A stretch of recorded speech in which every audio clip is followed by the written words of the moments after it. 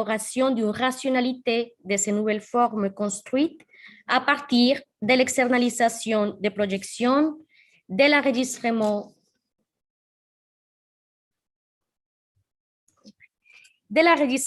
des pratiques concrètes et de l'interprétation des profils et typologies d'usage dans l'espace urbain.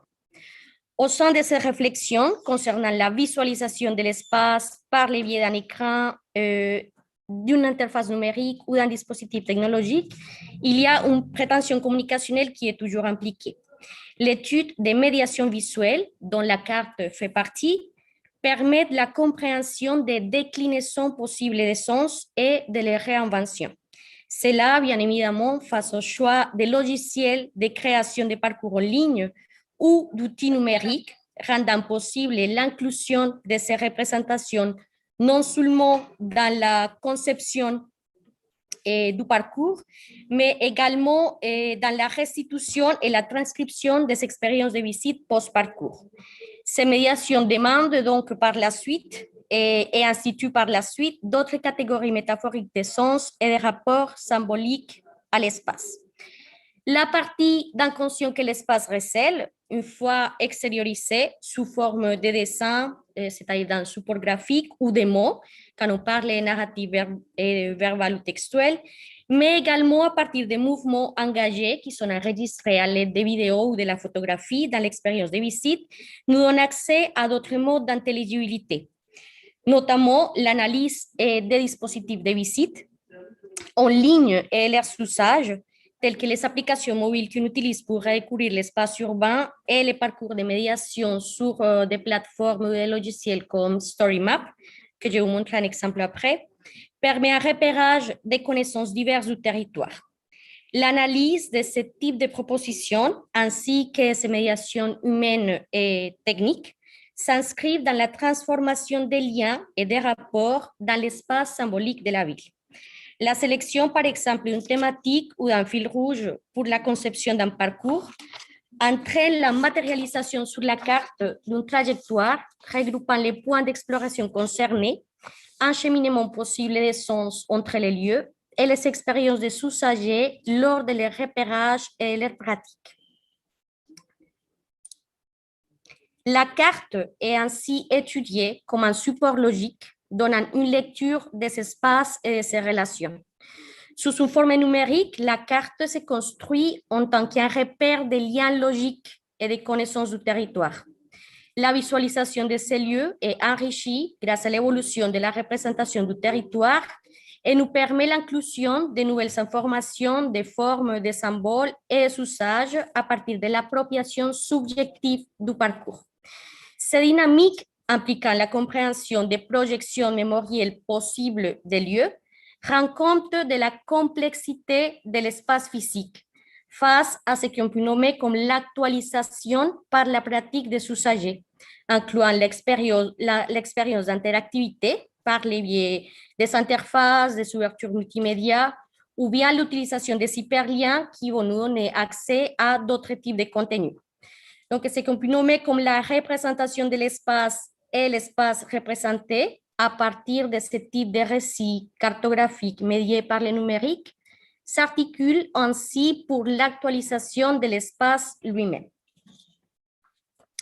La représentation du territoire à partir des interfaces numériques permet d'explorer et de visualiser symboliquement l'espace urbain en transformation. Le visuel du territoire devient la conséquence d'une pratique numérique par l'usager, où la carte est le résultat au niveau de la conception, mais également les points de départ créatifs vers la visibilité des processus de mémorisation de l'expérience de visite. Ces représentations et cette visualisation, qui sont indiquées dans le schéma qui est proposé, évoluent grâce au processus d'interactivité.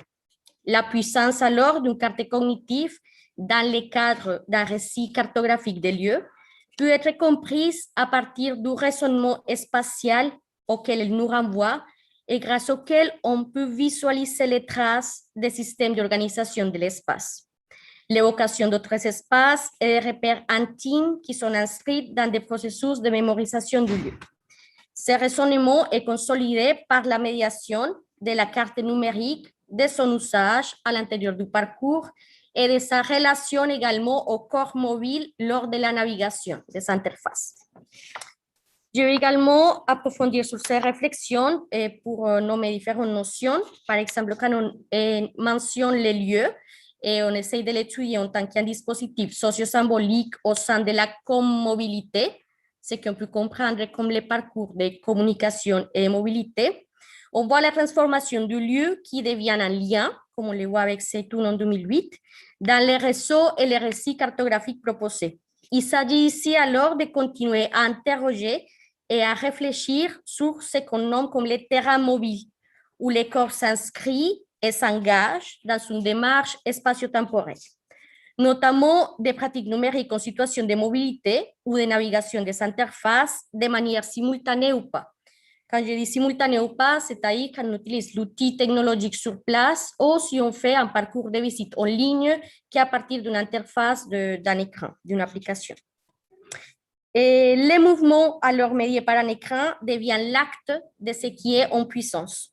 Petrova parlait déjà ou donnait la définition de parcours en 2017, qui est définie comme l'action d'un corps mobile au sein d'un réseau mobile où les pratiques, les outils, les gestes et supports construisent l'acte de la comobilité, de la communication et la mobilité.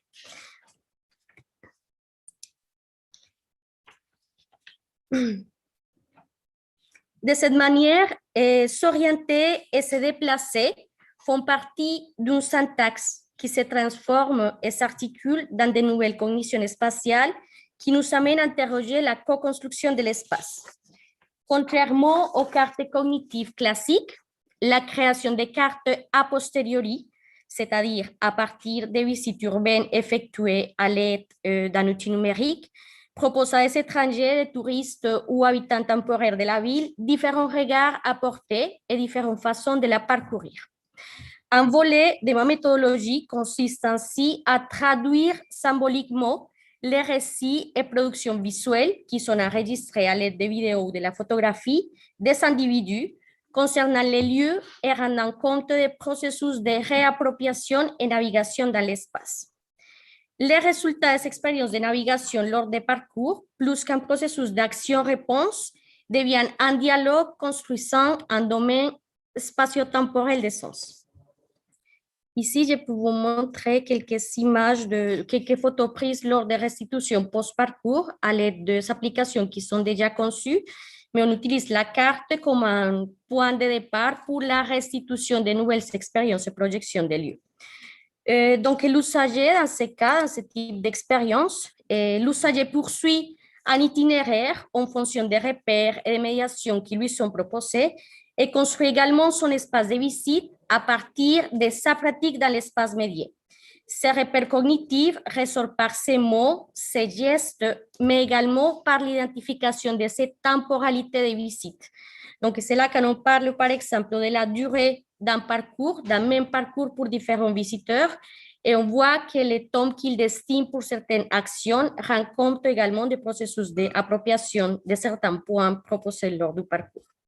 Cela rend compte de la pluralité des trajectoires dans l'espace parcouru, indiquant des profils différents d'usage et d'appropriation. Cela à partir d'une représentation sous une forme d'un récit cartographique numérisé et des représentations graphiques de leur trajectoire ou des manières d'interagir dans l'espace proposé. Il y a 2 exemples concrets que je vais donner qui illustrent ce type de propos au sein d'une démarche qualitative. Donc, quand je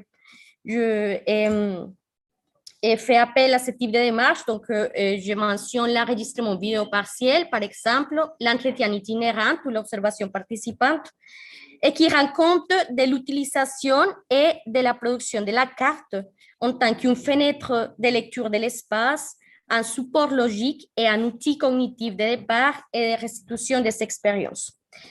Et dans les cas des applications mobiles déjà conçues, comme c'est l'exemple de l'image, c'était une application à Dijon qu'on a utilisée tout simplement pour faire la restitution, l'enregistrement vidéo de la restitution de l'expérience de cette application.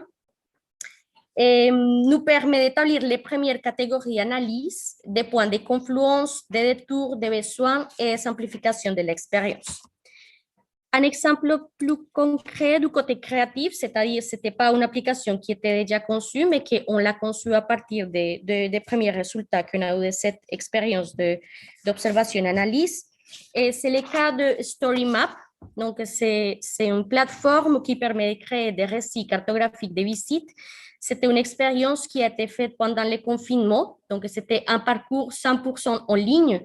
Et l'idée, c'était de proposer que les usagers puissent enregistrer leur écran pour voir comment ils font la navigation de cet espace, quelles sont les différentes manières de naviguer l'espace à partir d'une proposition de médiation à l'aide de ce type de plateforme.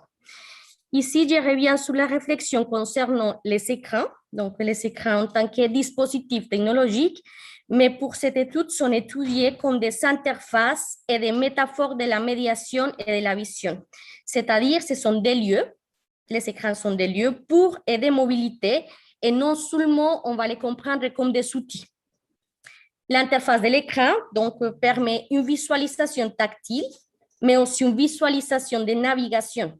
De cette manière, les éléments représentatifs du visionnage de ce parcours enregistrés à l'aide d'un protocole sur OBS et Open Broadcast Software rend possible l'identification et la caractérisation des profils de navigation et des manières d'interagir avec l'espace proposé.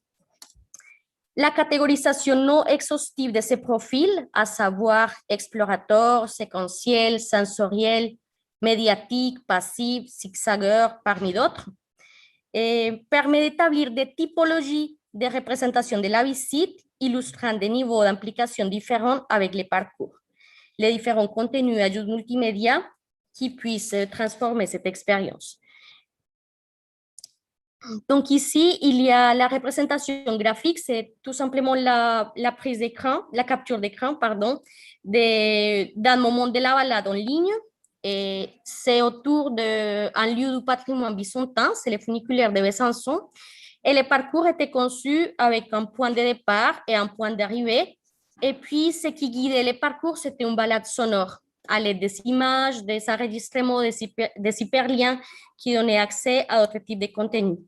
Donc ici, ce que je fais à la fin, c'est une restitution des façons de naviguer, des façons de parcourir les lieux et que ça rend compte d'une certaine façon d'une appréciation différente de ces lieux du patrimoine. Donc ici, j'ai mis l'exemple des différents usagers, sans les nommer, et la représentation graphique du type de navigation qui pourrait donner des indices de certains profils. Donc, on retrouve ici, par exemple, un profil plutôt explorateur. Donc, il y a l'indice des différents points, mais comment la personne se balade pour les découvrir. On retrouve d'autres types de profils plus séquentiels. Donc, on voit comment les personnes vont essayer de faire des extraits ou des fragments de l'expérience de visite pour aller d'un point et continuer jusqu'à un autre avec un ordre chronologique même.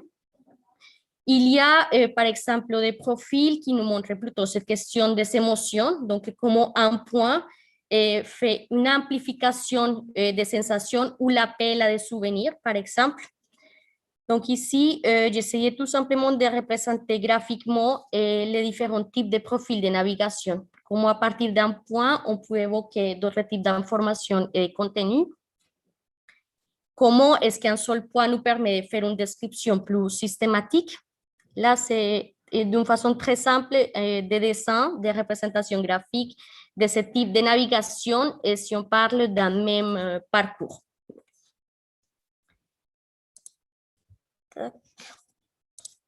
J'oublie ici. Je pense que c'est activé. Oui. Donc ici, pour résumer, donc forcément, on va trouver des profils très différents et l'idée, c'est essayer de trouver des caractéristiques similaires pour essayer de créer des catégories plus générales qui pourraient être aussi utilisées dans d'autres exercices ou dans la conception d'autres types de parcours en ligne. Et ici, il y a les résumés de 3 typologies. La première, c'est la typologie d'exploration amplifiée, qui est plutôt caractérisée par une navigation très active et d'une durée plus étendue par rapport à celle des autres visites. Ce type d'exploration met en évidence le besoin d'approfondir sur les informations affichées, de les augmenter et de découvrir ce qui est proposé sur les hyperliens. le visionnage détaillé des parties et de l'ensemble. On a également une exploration émotive et sensorielle qui est plutôt caractérisée par une description des sensations lors du visionnage. Donc, c'est là qu'on fait appel à la mise en mots de l'espace. Notamment, il y a l'appel à des textures, des odeurs, des couleurs et la mise en mots des émotions et des ressentis lors du parcours. La répétition, par exemple, à haute voix de quelques extraits du texte de la balade sonore qui dans la visite et qui accompagne l'expérience. Il est observé également un suivi du schéma à l'aide de la piste audio de la balade et une observation silencieuse associée à des gestes et des réactions face aux images. Et finalement, on a un autre type d'exploration que c'est plutôt séquentiel, qui est caractérisé par le maintien de l'ordre ou logique interne de la proposition de médiation qu'on a fait du parcours, ainsi que par une passivité externe, je veux dire, lors du visionnage, voire une très peu présence de mouvements ou réactions extériorisées. Il y a ce besoin de continuer, de suivre et d'avancer qui s'impose et qui est manifesté plutôt par quand on voit les mouvements du curseur autour du parcours. Dans cette typologie, il y a toujours forcément des variantes. Il y a le visionnage qui est plus global ou plus lent ou avec très peu d'expressivité. Là, c'était un petit peu un résumé vraiment de l'expérience qui a été faite. Et puis, après un schéma heuristique permettant de construire un scénario de visite possible, la carte, mais également le récit cartographique qui est construit, offre les résultats des informations recueillies ou bien manquantes et des processus de mémorisation. La mise en mots des espaces parcourus s'articule à l'identification des types d'appropriation des lieux. Cette étude met également en relief la réflexion sur la formation de ce nouvel espace qui est défini par Valentin en 2007 comme une fusion entre les géoespaces, l'espace euclidien et celui du temps et de la distance, et du cyberespace qui nous intéresse plutôt dans ce cadre d'étude, que c'est l'espace des réseaux, quand on voit cette information du lieu en lien. On rend l'ici proche ou accessible du ailleurs, sous forme d'espace contrôlé, repéré et vécu. Le visuel du territoire devient ainsi la conséquence des pratiques sémiotiques médiées, menant vers la compréhension de nouvelles projections dans l'espace pluriel de la vie.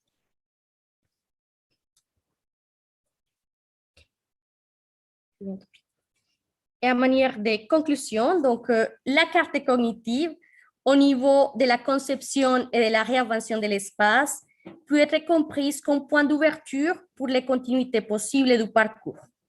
Pour sa part, la projection symbolique est illustrée à partir des formes possibles de traduire les pratiques et les productions des usagers dans l'espace, dans ce cas concret par le biais des dispositifs de visite analysés ou créés à l'occasion. De cette manière, dans le cadre de ces expériences, les points de rencontre entre les deux polarités qui ont été manifestés pour ces colloques, la représentation des parcours se situe dans le dialogue entre la transcription et la projection des expériences de visite et de réappropriation des lieux médiées par les dispositifs numériques.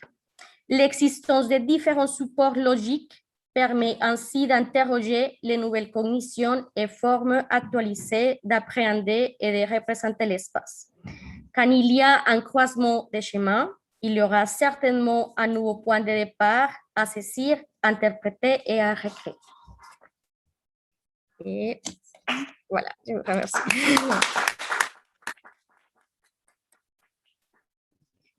Merci Laura. Si vous avez des questions à lui poser. Non. Au schéma,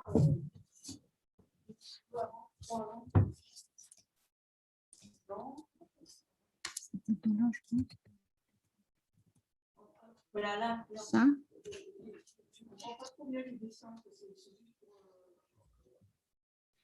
Ah, oui, l'essence c'était tout simplement pour illustrer les scénarios de visite possibles, c'est-à-dire tous les processus cognitifs qu'on peut repérer à partir de ce type de visionnage des interfaces, et puis comment on fait les liens également avec les différents types d'usages. Donc, la représentation des visages, c'est juste pour montrer qu'il y a différents usagers qui vont nous permettre des compréhensions différentes d'un même lieu. Donc, c'est pour ça également la transformation de la carte à partir de ces repères de changement de transformation des lieux et des liens. Et le logiciel, c'est quoi? OBS. OBS? OBS, c'est Open Broadcast Software.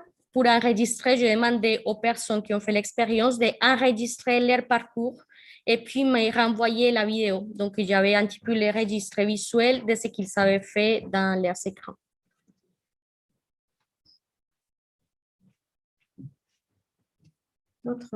D'autres questions, d'autres remarques? Peut-être quelque chose sur YouTube, Charles? Non, aucune question? Oui? Je ne sais pas si vous m'entendez là. Oui. C'est un très beau dispositif, en tout cas, comme ça, théorique ensemble. Sinon, actuellement, alors, entre la carte cognitive classique qu'on entend et celle que vous proposez, finalement, comment on peut résumer cette transformation que vous avez proposée durant votre présentation? Oui, donc là, on va dépasser cette question de la carte cognitive traditionnelle. Donc, le fait de faire la carte a posteriori nous permet de remettre en question la façon comme on analyse ce type de parcours. Donc, je ne demande pas forcément aux usagers de faire eux-mêmes les représentations, mais comment est-ce que j'articule les différents types d'enregistrements qui ont été faits par rapport à leur visite et comment est-ce qu'on peut retrouver des points communs qui nous permettent de reconnaître une nouvelle cognition face à l'espace. Donc, il faudrait comme générer vraiment d'autres catégories pour classifier ce type d'usage. Et ce sont des types d'usages qui ne sont pas tout simplement concentrés dans la navigation, mais aussi de comment les personnes s'approprient différemment de l'espace à partir de médiations différentes. Donc là, c'est une médiation imposée par les contextes, c'était pendant le confinement. Donc, c'est une médiation qu'ils ne vont pas utiliser forcément sur place, mais comment également sa façon de se déplacer lors de la navigation nous commence à donner des indices de classification pour s'approprier l'espace. Je ne sais pas si c'est... C'est une sorte d'externalisation qui est médiée. En fait. C'est une médiation d'externalisation avec des travaux d'un processus qui est déjà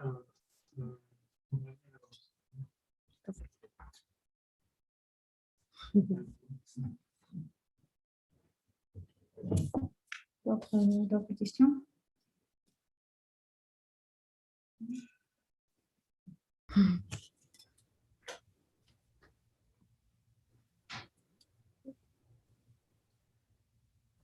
Hello, Barbara.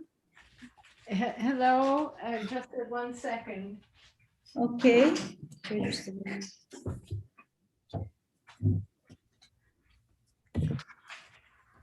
It's a bit before the time, but I don't know when you want me to begin. Okay, I'm very, very pleased to introduce you, Barbara Tversky. She will tell us more about special thinking in the fundamentation of the thought. Thank you very much. And we are really, really sorry that you are not here with us. Thank you very much. I'm very sorry too. It was dramatic. It would have been wonderful to meet you. I haven't met many of you. Are you actually face to face in person, some of you? Yes. That's absolutely wonderful. Very exciting. And again, I'm sorry I couldn't make it. Yeah. So I will share a screen and Elle veut partager, sinon tu partages. And shall I begin? Yes, please. Okay, again, thank you very much. I'm really pleased to be here. I have more to tell you than I can possibly tell you, and because so much of what you are doing is of interest to me and fascinating to me. So all living things must move and act in space in order to survive. A few more images.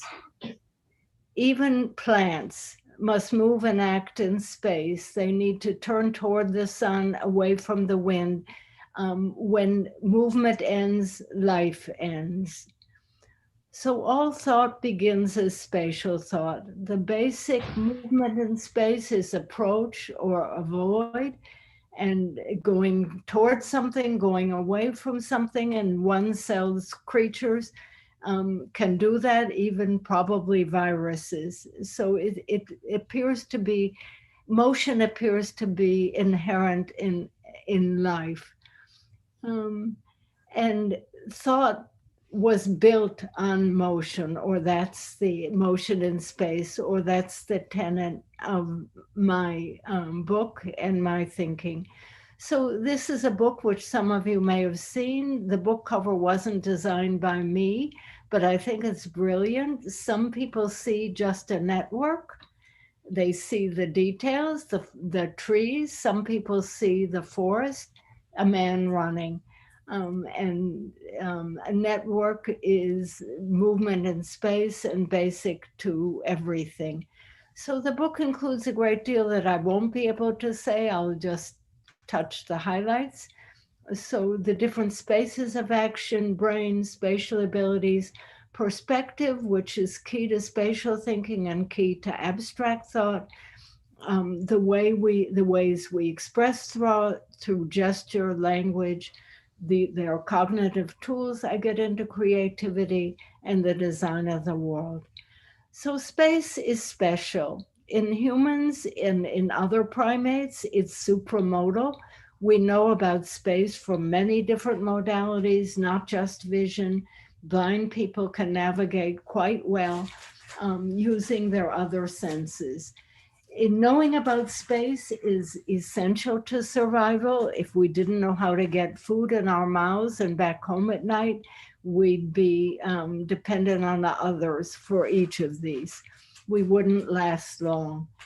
Because it's so fundamental, space is the basis for other knowledge, and we'll see that in actions, in thinking, and in gesture, and in language. Our conceptions of space aren't like geometry or physical measurement. They're systematically biased, distorted, due to our perception of space and our action of space. And I'll get on that. It is another talk, but I'll say a bit about it. The spaces I've looked at, and other people have as well, the spaces of action for humans seem to be three critical spaces: the space of the body as it moves, the space immediately around the body in reach of hand or eye, the space we can easily interact with. It includes the things in space as well as our own bodies and the space of the world. Then there's the space of exploration, the space that we navigate in, and that space can't be seen from a single point of view and is experienced in many ways, from direct exploration, from description, from maps, from other ways. So that all of those different ways of experiencing space in humans get sort of integrated, not completely, but they serve as the foundation of our ability to navigate and explore. So, and as I said, these representations are fluid. They aren't permanent like maps on a piece of paper, and they are distorted by our intertwined perception and action, because these are heavily interdependent. So the space of the body is how it's distorted is seen in children's drawings all over the world, where the head is large and the body is shrunk. The hands are there, they're big, legs, feet. Usually they're two-legged. This one is one-legged. These are the parts exaggerated in the cortex. This map is familiar to anyone who studies sensory and perceptual processes. And these are the parts we're most sensitive to, both in language and in thinking. So they aren't proportional to the actual size, they're proportional to their importance in our human behavior. The space around the body is similarly distorted by the asymmetries of the body axes. The head and feet, the front and back are highly asymmetric, left and right far less so. The space around the body is also distorted by gravity that exerts an effect on all of us and all of our behavior and all of our actions at every moment, unless we're way out in outer space. And that has become an interesting topic to discover, to research, and is being researched. People off in outer space with no gravity can easily get disoriented. So the space around the body, the axes, the combination of the asymmetry of the axes give preponderance to the head and feet. When people are lying down, that correlation with gravity disappears, and then front back seems more salient. These are experiments, many experiments that are described a bit in the book that I've spoken about in France in many different occasions. Left, right is highly asymmetric, is highly symmetric. Although most of the world is right-handed, people often confuse right and left. Then there's the space of exploration, too large to see from a glance, put together with many different sources. A couple of the distortions I'll show you, one of them, not our work, but Stevens and Coop, discovered that people in San Diego and the lower sort of right middle of the map think that San Diego is west of Reno, up there. And the reason seems to be that we organize space hierarchically. We remember cities inside states or countries or continents, and because we can't remember the directions and distance between every pair of cities. So we group them into states or countries or continents, and we use the overall direction of the states or countries to infer the directions of the cities contained within it, just the way we use hierarchical reasoning in many other aspects of our life. And that means that a significant majority of people think that Reno is east of San Diego because Nevada is east of San Diego.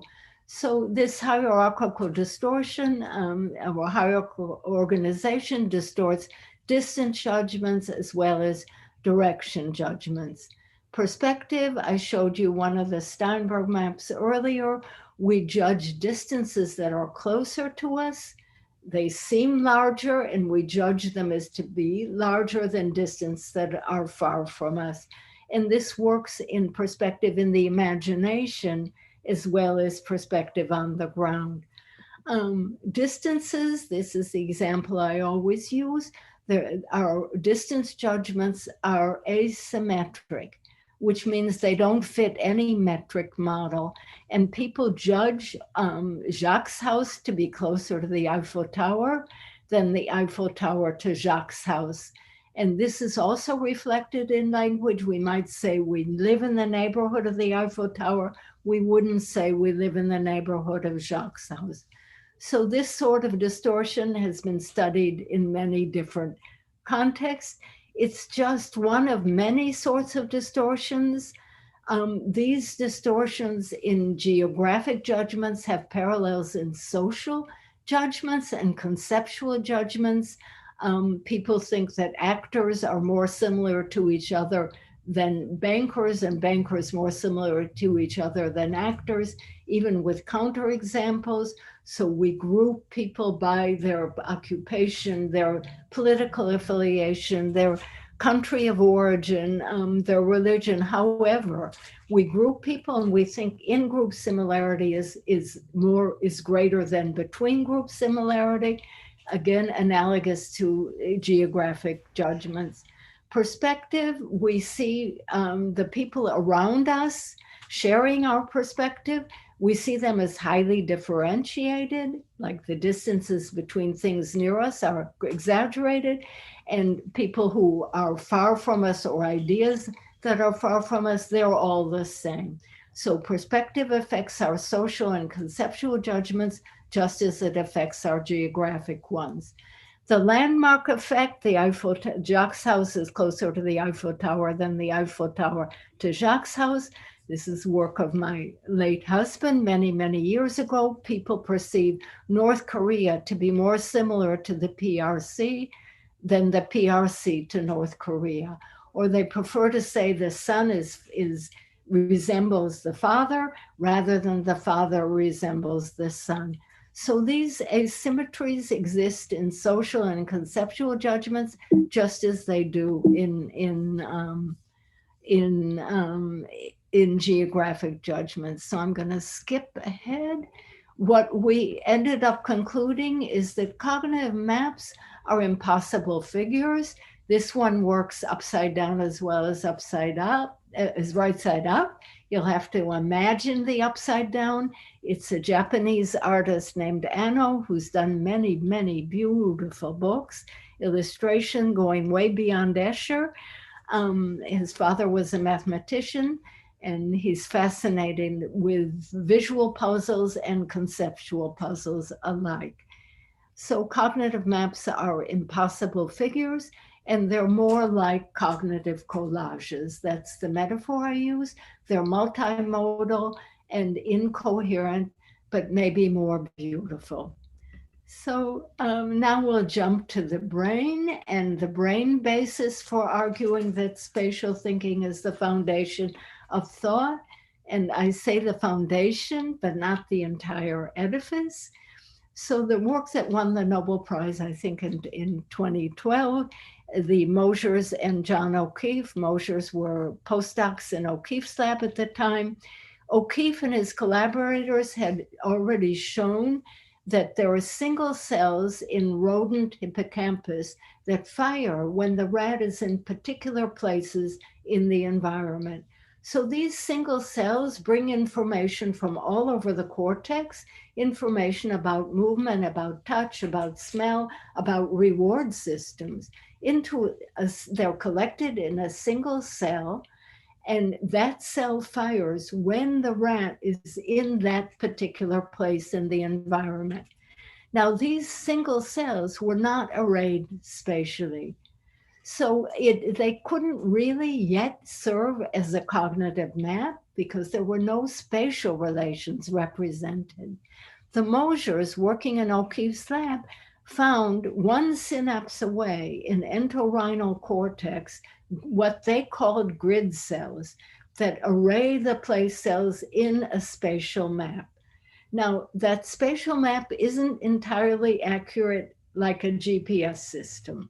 It can't be. And it is distorted by rewards and other circumstances in the environment, but it's more or less a map that arrays these place cells in a spatial way. So that, and in human beings, those single cells in hippocampus fire not just for places, but for events in time, for people, and for ideas. So they serve the same purpose. They collect information from all over the cortex that's encapsulated in an event, in a person, in an idea. And similarly, the grid cells in humans map temporal, social, and conceptual relations. So they're a bit like a whiteboard. They can be rewritten and rewritten, reused. So we have place cells and grid cells, and they can be remapped and reused as our thoughts shift. And in fact, they are. So the same brain structures that represent place and path and real space represent time, people, and ideas in temporal, social, and conceptual space. This also reunites generations of work on the hippocampus, where the people studying memory and humans thought that was its major use, and the people studying space in primates and rodents thought that was the major use, and now we see the two major uses are together. So the building blocks then of spatial thinking are elements represented by place cells and relations among the elements, and these get mapped in on the page or in the world as networks. So we have networks that link places or ideas. So we have road networks, family trees, they're rooted networks. They have a great ancestor at the top. Social networks here, this is someone in one of our experiments mapping her social network. And interestingly, she puts, well, typically they put family on top and friends to this side. So space is used in that way as well. Phylogenetic tree of life, this keeps changing as new science emerges. Again, a network rooted. This is from the Museum of Modern Art in New York, and it certainly includes a great deal of French art and other European art as well as American. And it's noting the historic connections in modern art beginning around in the early 20th century. This is art, actually. It's a socio-political network. It takes a whole wall in the gallery, Mark Lombardi, and people study these carefully, looking at, tracing where is the money. So the analogy that I use is a checkerboard, that the hippocampus makes checkers for ideas or places, and the grid cells place those checkers in a conceptual or spatial network. So thought comes from actions in space. Our feet go from place to place along paths, just as our minds go from thought to thought along conceptual relations. And our minds act on things just as our hands act on things, just as our minds act on ideas. So we'll see this in language and gesture. So actions on ideas are the same as actions on objects. We can raise ideas, we can pull them together, we can tear them apart, we can turn them upside down, we can toss them aside. And each of these ways of talking about ideas can be expressed in gestures, as I just did, and often is by others. In fact, it's very difficult to talk about actions and ideas without using the language of actions on objects. So it's as if these actions that we perform on objects in the world get internalized into our brain, and they're reused for actions on thoughts, which in turn are internalized perceptions. And then they get re-externalized as gestures that actually help our thinking and help the thinking of others. I'll say more in a minute. So then we have figurative spaces that again are used commonly in language. We say we're out of depth. When we can understand a problem, we say somebody's at the top of the class. Again, with a gesture, we say we're feeling up. Again, with a whole body gesture. We say someone fell into a depression. Again, a whole body gesture expressing it. We got closer to somebody, ideas got closer. We're thinking out of the box, and again, accompanied by gesture. So these are spatial words for talking about space. They're used for talking about thinking, emotions, personal relations, and more. Paths create spatial schemas for thoughts. and paths and points. So we can think about networks as being dots or points and lines connecting them, forming networks. They can form boxes which enclose ideas or enclose regions in space.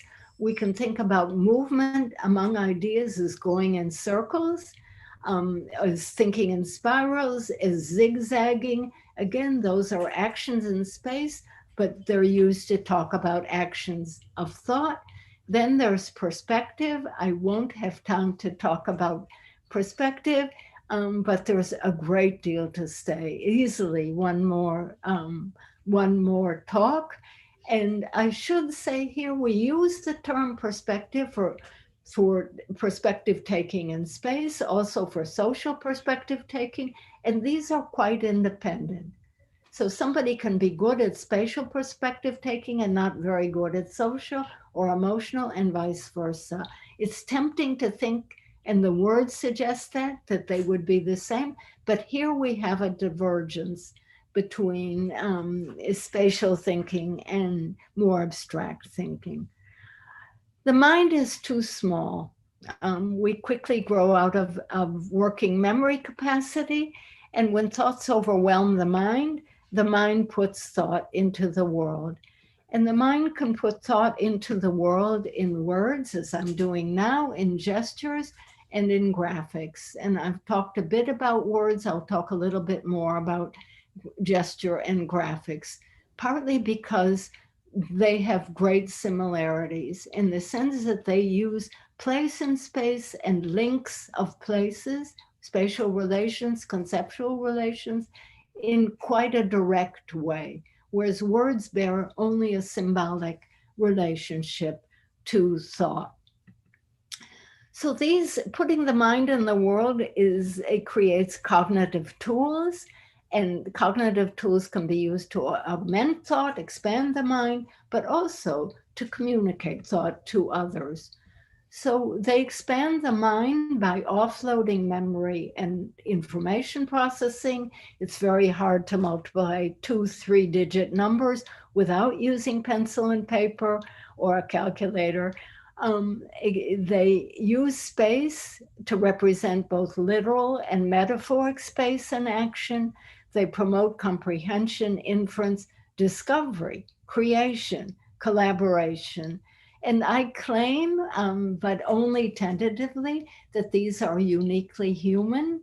And I do this to be provocative, to get people to tell me counterexamples. So yes, bees dance to show place and space, but it's quite, it's just used for showing place and space. It isn't plastic the way our cognitive tools are and communicative tools are. So like anything, this is going to be gradual and evolve. Great apes do use gesture. They use it primarily for grooming, to get grooming, somebody to scratch their back, pull the bugs out of their fur, and they also use it for sex. But the uses of gesture aren't expansive in the way that they are in humans. So that, again, it's going to evolve, but the use of cognitive tools, the invention of cognitive tools, really, same with physical tools, really expands hugely in humans. So I want to show you now some videos of people thinking. And we took students, we put them alone in a room in front of a computer screen, and they were reading descriptions of space. The descriptions of space either described a small environment with only 4 landmarks or a larger one with 8 landmarks. They were either from an overview survey perspective or from a root view walking through the environment. Those things made a small difference, and I answer those questions later. Here is part of one description. Etna is a charming town nestled in an attractive valley and entered on River Highway. River Highway runs east-west at the southern edge of the town of Etna. Toward the eastern border, River Highway intersects with Mountain Road, which runs north of it. and so forth. It locates either 4 or 8 landmarks in an environment. People read it 4 times. They knew they were going to be tested, so they studied it. Their performance was quite good, but not perfect. I want to show you now one person studying. You see, she's alone, and watch her hands. So her hands are making lines and those dots that she's circling for places. And she's repeating the gestures as she reads. She's repeating them again and again. But primarily, people who are reading descriptions of environments use these 2 main types of gesture, making lines for paths and point-like things for places. They might do it in the air, they might do it on their hand, they might do it on the desktop, but they might do it small, they might do it big. Some of them did it under the table, and we couldn't get them on videotape. But about 70% of our student participants did that. You probably noticed she didn't look at her hands.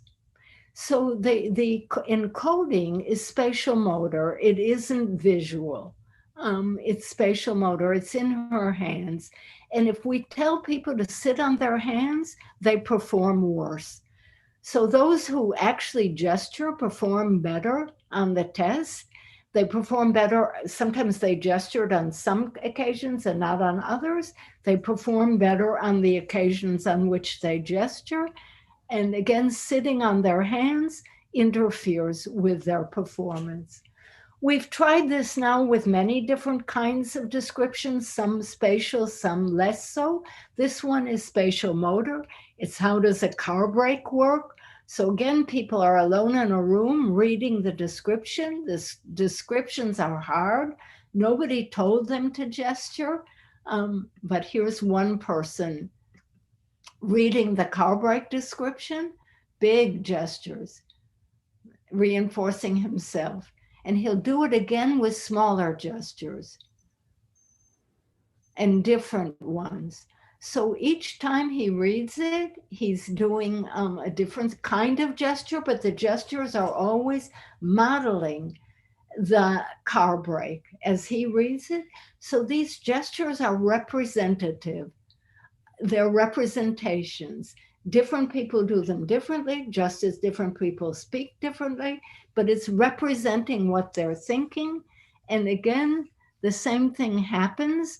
When people gesture, they remember better. And when they sit on their hands, their memory is impaired.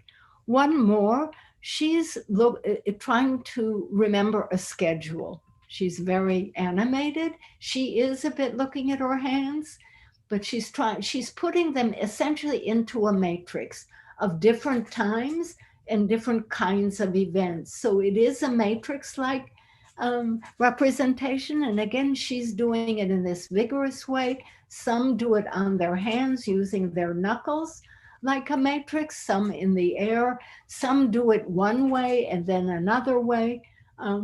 But again, it helps their thinking. Okay, so the gestures model the situation described in the text, and different people do it differently. The maps were pretty uniform, but the other situations we've used induce variability, just as we get variability in diagrams that people make. So the models we claim, are spatial motor, not visual, because people often don't look at their hands, and not moving their hands impairs.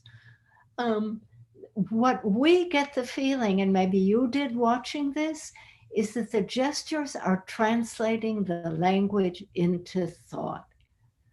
The language is really hard. Understanding those descriptions and making a mental model of them is hard work. And we get the feeling that the gestures are translating that language into thought by creating a physical model or a spatial motor model of the situation being described. So gestures also promote collaboration. This is a study in which pairs of students were asked to find an escape route on a map, not an escape route, but a route to pick up injured people on a map. And they either work together as this, or they had a shower curtain between them and watch them working together. Oh, sorry, I clicked the wrong. So there, the sound is irrelevant. So it's dim, and I'm sorry I didn't turn it off. But you can see they're not looking at each other.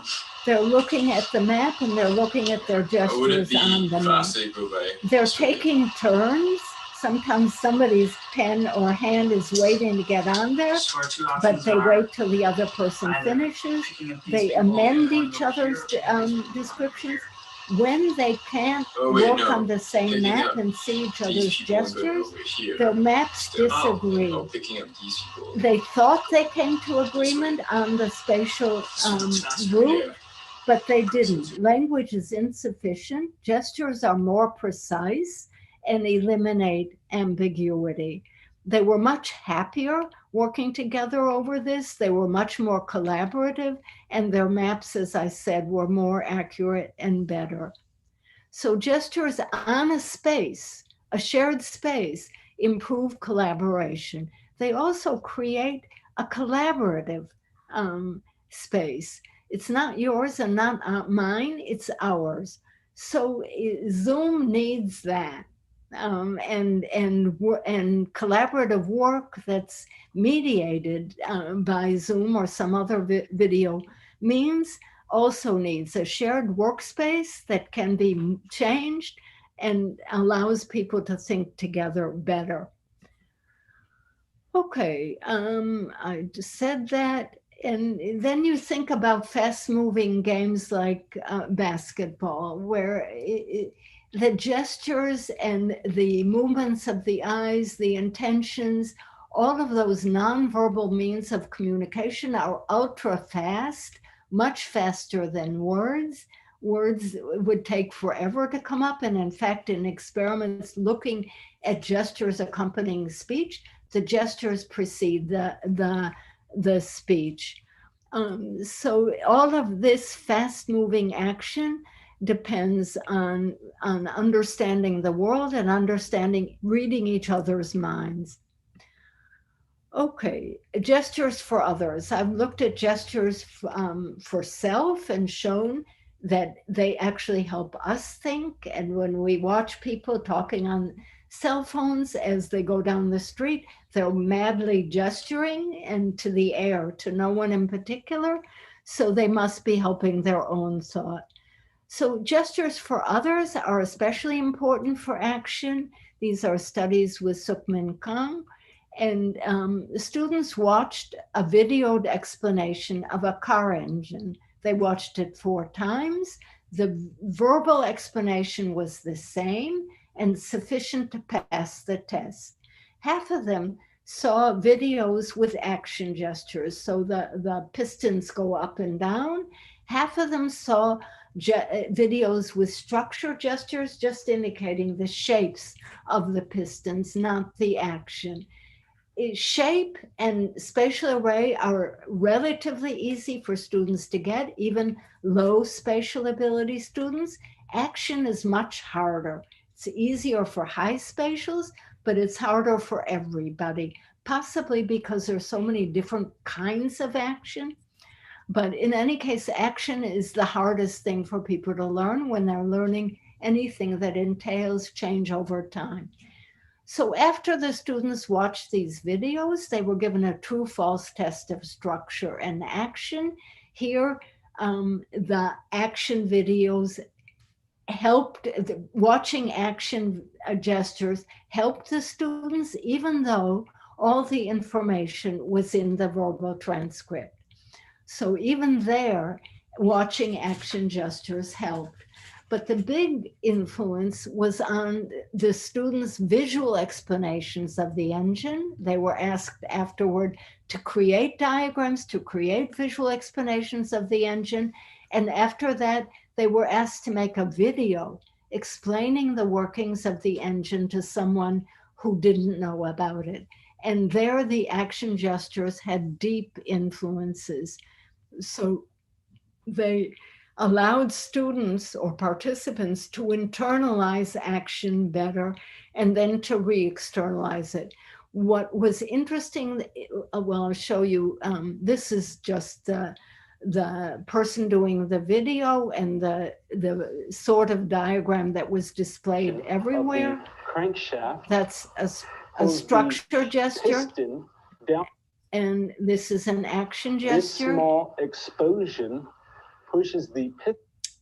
So these are some of the visual explanations. This is one created by somebody who saw structure gestures. It's labeled parts. This is typical from other experiments. Here's another, labeled parts. The next one is someone who watched action gestures. Again, same words. Huge amount of action expressed there.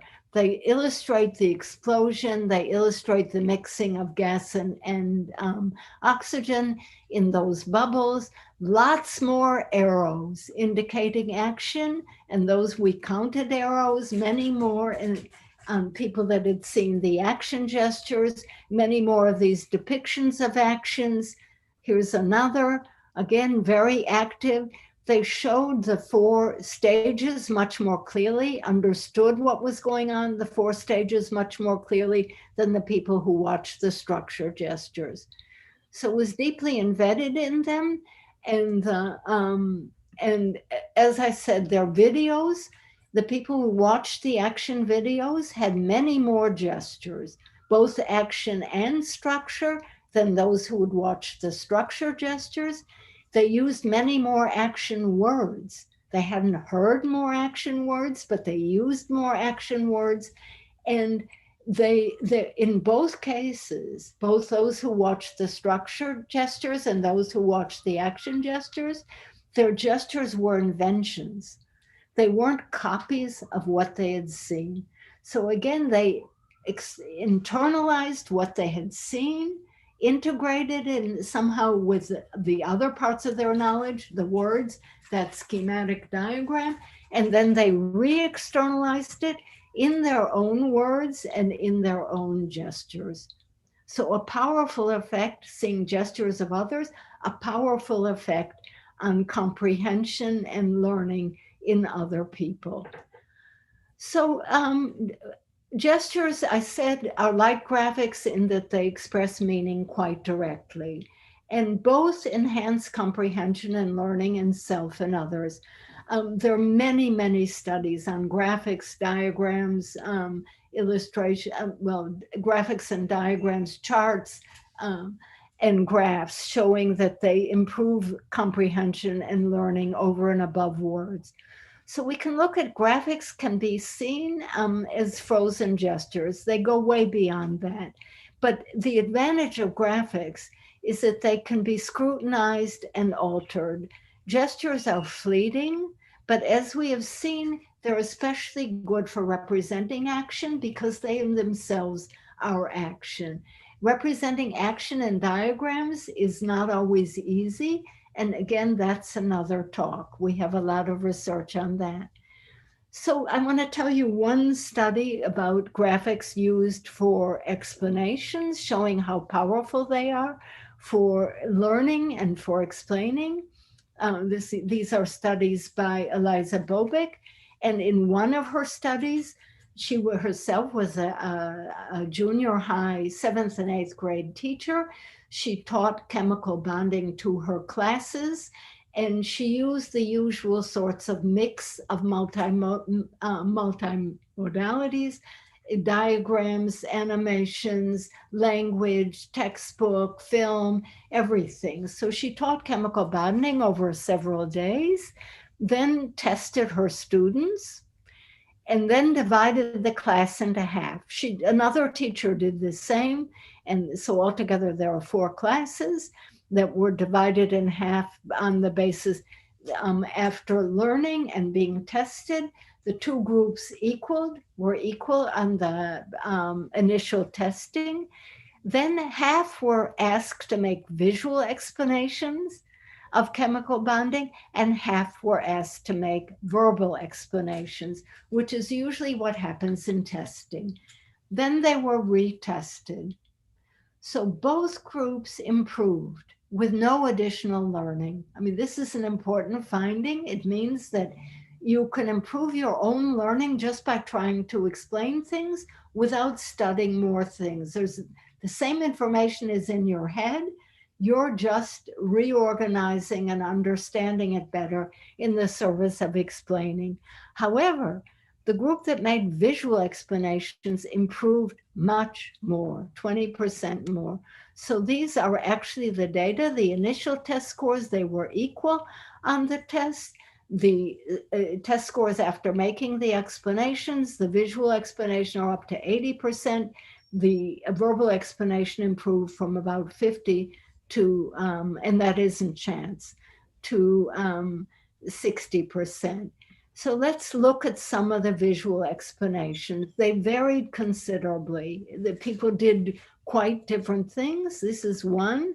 Here's another. We have a metaphor with sharks grabbing and storing electrons. We have a more peaceful metaphor of stick figures giving electrons. And we have boiling pots. So the students had a lot of fun here. It's clearly their own inventions, not something they saw. And again, those who made the visual explanations improved much more. They obviously use words, they use symbols as well as metaphors. Again, they're quite creative. And Eliza found that both the structural information and the conceptual information, the information about causality, about behavior, was greater in the visual explanations than in the verbal explanations. So here's a verbal explanation, just one word after another. So why are the visual explanations better?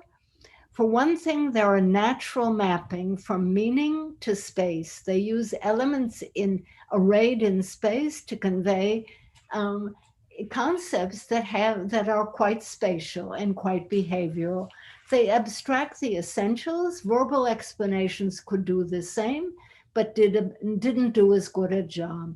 What visual explanations give you are a check for completeness. Is everything there? They also give you a check for coherence.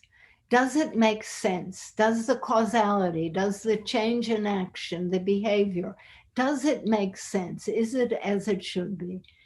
Finally, the visual explanations give a platform to make inferences from structure to function, to behavior, to causality. So the visual part is very productive. It allows you to get new ideas or to make inferences quite easily. Those words don't invite inferences in the same way. Okay. So what makes a good graphic? This is the London tube map. You can see that it summarizes all the tube lines to horizontal, vertical, or diagonal. They aren't like that, but we don't, if we're underground, we don't need to know all the curves. It shows you all the intersections, the places where you can switch from one tube line to another. Distance is wrong. The distance from Heathrow down here to central London or to the outskirts of London is tiny. That takes you about 45 minutes. And this distance takes you another 10 or 15. So the distances are distorted, but that's partly because the intersections, there are more tube lines in the center, more switches, so that information is more important. So it's distorting the truth to tell a better truth. It's very good for what it's meant for, navigating the tube lines, and it gives you enough of the geography, the Thames and so forth. The tube stops are named for places in London. It gives you enough of the geography that you can keep at least somewhat oriented with the real space. This was developed in the 30s by a man who had been doing circuit diagrams, and that clearly influenced his design. it's been a model of subway metro lines all over the world. People get passionate about these maps, and any change is, people form sides and get polarized on whether they're better or worse. But good graphics schematize, they take away irrelevant information and capture and exaggerate essential information. They show many perspectives in many cases, and they are multimodal. The tools of visual communication are spatial relations, again, often lines, links, and marks or elements, again, in gesture, and these can convey meaning directly. So spatial relations, proximity in space signifies proximity on any abstract dimension or concrete dimension. Words like centrality, something can be central in a spatial hub, they can be central in a conceptual hub, in a social network. Directionality, vertical is loaded, up is more, better, stronger, more powerful. Piles of money go up. It takes resources to fight gravity, strength, a good mood to fight gravity, and resources of all kinds, and many counts in the Middle Ages built towers that you can see them in many places, especially in Italy, these tall towers that have no function whatsoever except to show I'm powerful, I can build a tall tower. So the vertical is loaded. God is up, the heavens are up, and hell is down. The horizontal is not. Even most, there are no environmental correlations with the horizontal, so that becomes cultural, and reading and writing direction affect directionality. That's again another talk. It's become a cottage industry, showing effects of culture and meaning of the horizontal. And handedness also affects, but only on value. So for right-handed people, the right side is more valuable. For left-handed people, the left side is more valuable. Most of us are right-handed, and again, that correlation seems only to be with value. We have parallels again in language and gesture. So let's look a minute for old visualizations, because visualizations go way back before written language, and seem to have provided an important part of life for ancient humans, including most likely Neanderthals and other pre-sapiens sapiens species. So this is currently the oldest map. It will change undoubtedly as people find more things. It's a tiny block, about 2 centimeters by 4 centimeters, carved into a block. It was found in a cave in Spain. It goes back 14,000 years. It depicts the environment around the cave. So imagine the excitement of the archaeologist who found that tiny stone inside the cave. Maps. This was the previous oldest maps. It does not predate writing, but many do. And it was found in Babylonia. It shows two perspectives, an overview of the roads or the paths, and a more frontal view of the landmarks. This is quite typical, even though geographers and linguists and some psychologists think two perspectives at the same time is confusing. It's clearly not. And in many cases, it's much better if you get lost in Florence, as I once did, dragging 3 kids. I'm the leader and getting lost. Having a map of the streets and then the facades of the churches allowed me to orient myself in space. And in any case, we made it home in time for dinner. So other maps are on hands. This is North Coast Indians in the United States, showing where the cities are, again, holding up a hand and illustrating it on a hand. Time, this is from Chauvet. goes back 35,000 years ago, showing a stampede or a hunt. These are amazing and took amazing artistry to create, and one can't help but wonder why. And we will never know. Explanations. So we have space-time explanations. This is later in the development of a civilization. It's from an Egyptian tomb, and again, goes back thousands of years. This is only part of it. It's showing how to make bread, from sowing the wheat to threshing it, grinding it, baking it, and so forth. What it's doing in an Egyptian tomb, your guess.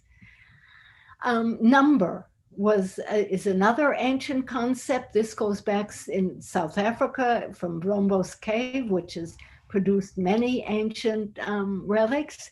It goes back 70 to 100,000 years. It looks like a tally. It's hard to know what it was representing, but tally bones or stones have been found all over the world.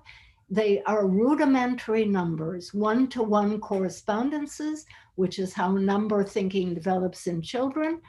And but you don't have actual numerals or numeric operations. That came much later and developed over millennia.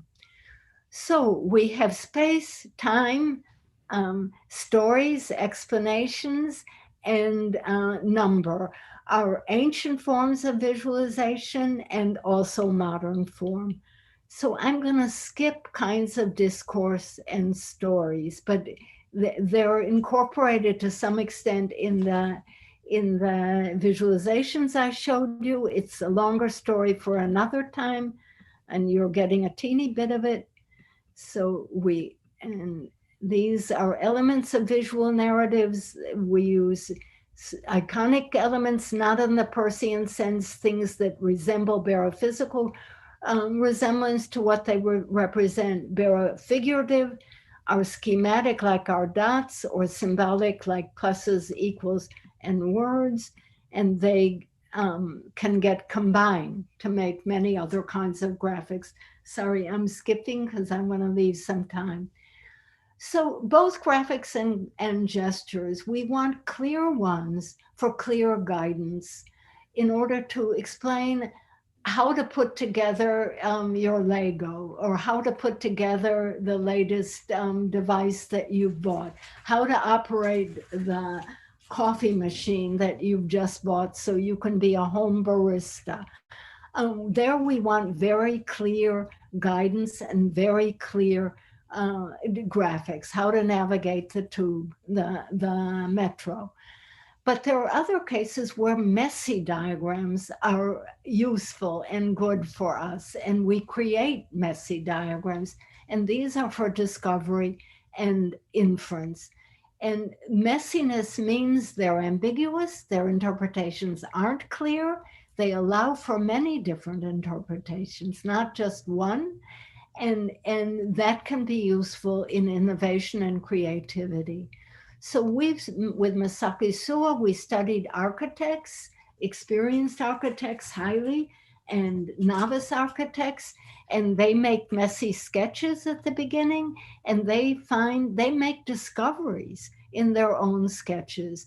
So inexperienced architects will make perceptual discoveries, just as less experienced chess players make and musicians make.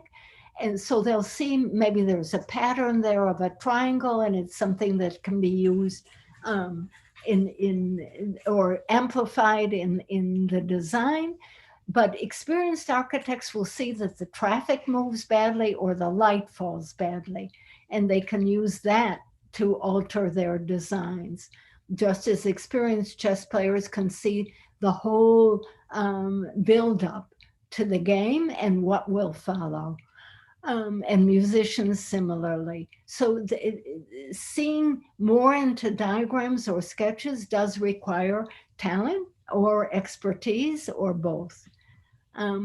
Artists, this is a graduate student who worked with me, fine artist, an amazing artist in her own right, also studying how artists draw.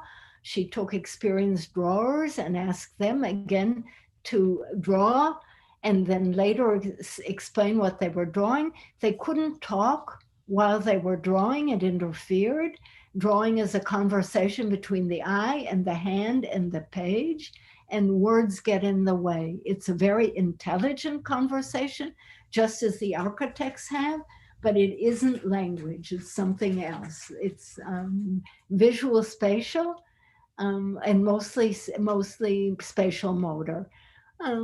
So the architects say they explore, they make discoveries as they explore. It's a safe space to get lost. They deliberately get themselves into trouble, just as I did when I took my kids around Florence the first time. We deliberately got lost, and you find things that you would never find if you were strictly following a map or a tourist guide. So it's safe and creative and rewarding. Okay, so this is the world as nature gives us, not the concrete, but the scattered leaves. And this is the world that we design and create. We put our books on our bookshelves in categories and hierarchies and orders. We do this the same in supermarkets and in our kitchen shelves, where we have those categories and hierarchies and orders in our mind, and then we put our mind in the world. The way we organize our mind, the things in our mind, is the way we organize the things in the world. Now think how different the world looks to a baby growing up now, or us exploring different environments looks now than it did in the age when we were nomads, hunter-gatherers, where the nature designed the world. We might have designed our caves, but even those were transitory. So we also organize the world by themes. Themes take different categories used for the same purpose. So the things that we need for sleeping are in the bedroom. The things that we need for cleaning ourselves are in the bathroom. The things that we need or that we want for cooking, preparing food, are in the kitchen. So these are many different categories brought together for the same function. And archaeologists can find these in ancient civilizations and can use the spatial array of tools and implements as a way of understanding how the culture behaved, how the society behaved. So that the spatial remains of ancient societies give us great hints as to what went on, how the spaces were arranged, who got big houses, where they were, who got small ones, and so forth. Tells us something, many things about the society and the culture. We also make one-to-one correspondences, repetitions, cycles in our place settings. Everybody gets a bowl and a plate and a knife and a fork. We have it in our buildings. This is Padua. And every balcony gets its colonnades and its windows and so forth. And it tells us what's inside that building. The exterior we can know. We get these organizations in 3D in the real world. And again, we can read the environment. It's communicating to us. We can see that most of these are homes. This is Tokyo. Then we deliberately use these patterns that we created in the world as charts and graphs and diagrams in order to deliberately communicate. So one of the most famous of all times, the periodic table, train tables, again, put things into boxes and organize them in rows and columns, and also jokes. So this is the likelihood of a computer issue being solved by the low bar is reconfiguring, re-imaging, antivirus software, uninstalling programs, other jargon, or turning it on and off. And this is how long it took me to draw and color each of these bars. So so we've brought these ideas together in a concept called spraction. It's not a very elegant term. Latinate terms often lack elegance. They're highly useful. They have utility, but in English they lack poetry. So abstraction is a contraction of space, action, and abstraction. And the idea is that actions in space create abstractions, are categories and orders in our bookshelves in our kitchens and in our buildings in the world. So actions in space create abstractions. Those actions get internalized, and then re-externalized as gestures, and the abstractions get externalized as diagrams. And in fact, we haven't just designed the world using in ways that reflect our mind. We've diagrammed the world. The world is a diagram. These are photographs above airports. They're quite beautiful. And they say where airplanes can go, where supply trucks can go, where buses can go, when they can go, where they can stop, their speeds, and so forth. So the airports are diagrams. And even our streets are diagrams. So where bikes can go, where buses can go, where you can park, where you can't park, when you have to stop, where pedestrians cross. All of our behavior, our actions in space are dictated or controlled by the diagrams that we've placed in space. So the world is a diagram. And with this, I use a gesture of, this is Alma when she was much younger, of thanking the various funding agencies with the caveat that they are not responsible. So thank you very much, and I'm happy to stay around for questions if you have. Thank you, Barbara. Thank you very much for your presentation. Very interesting and stimulating for all of us. Je voudrais vous proposer peut-être pour lui poser des questions. It's nice to hear real noise. Thank you. Peut-être de lui poser des questions ici, comme ça, elle pourra vous voir, je ne sais pas. Ça, c'est une idée. I just proposed for the participation to make their questions here, so you can see them. I have one first question, si vous me permettez, juste une petite question. You told us, you convinced us that the world is diagrammed. What is the role of the language in the process of making the diagrams? They're certainly multimodal. So stop signs say stop, street signs name the streets. So we're certainly taking advantage of multimodal, of other modalities. We are not capable to make diagrams without language, only by images. I wouldn't say that. And in places like Olympics or places where there are international travelers, like bus stations or airports, there is an attempt to use diagrams wherever possible. It's not always completely possible. When we communicate face-to-face, we're using gestures, we're using language, we're using sighs and laughter and facial expressions. We have a range of media to express our intentions, and the diagrammatic and the gestural are part of it, and a large part of it that are often ignored, but language certainly serves a role. And yeah, I mean, there's been a whole, in the design literature or world or practice for well over a century, there have been attempts to develop ideograms or pictograms that would be sufficient without language. Written language began that way as pictograms. Many examples of that. The alphabet was invented only once. That's sound to mark mapping as opposed to idea to mark mapping.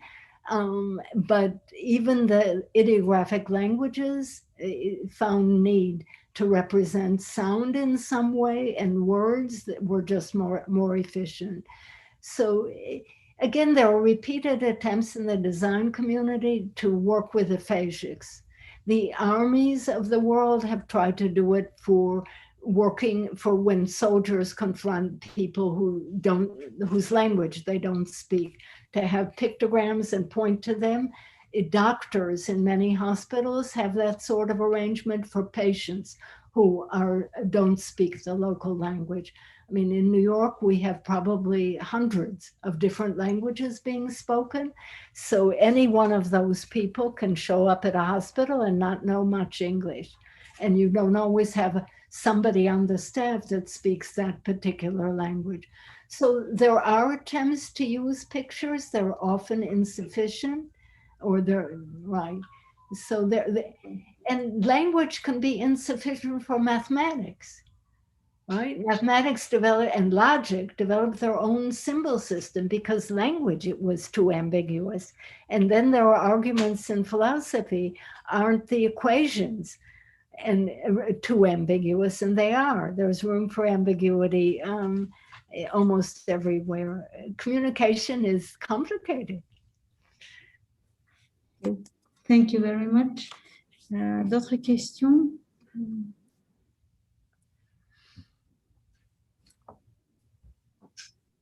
I have a question for Barbara. I'm not hearing, so if someone can translate, maybe say the question and you can repeat it, because I can't. Okay, I will repeat it. Bernard Gerton is Thank you. asking. He'll come here. He'll come here.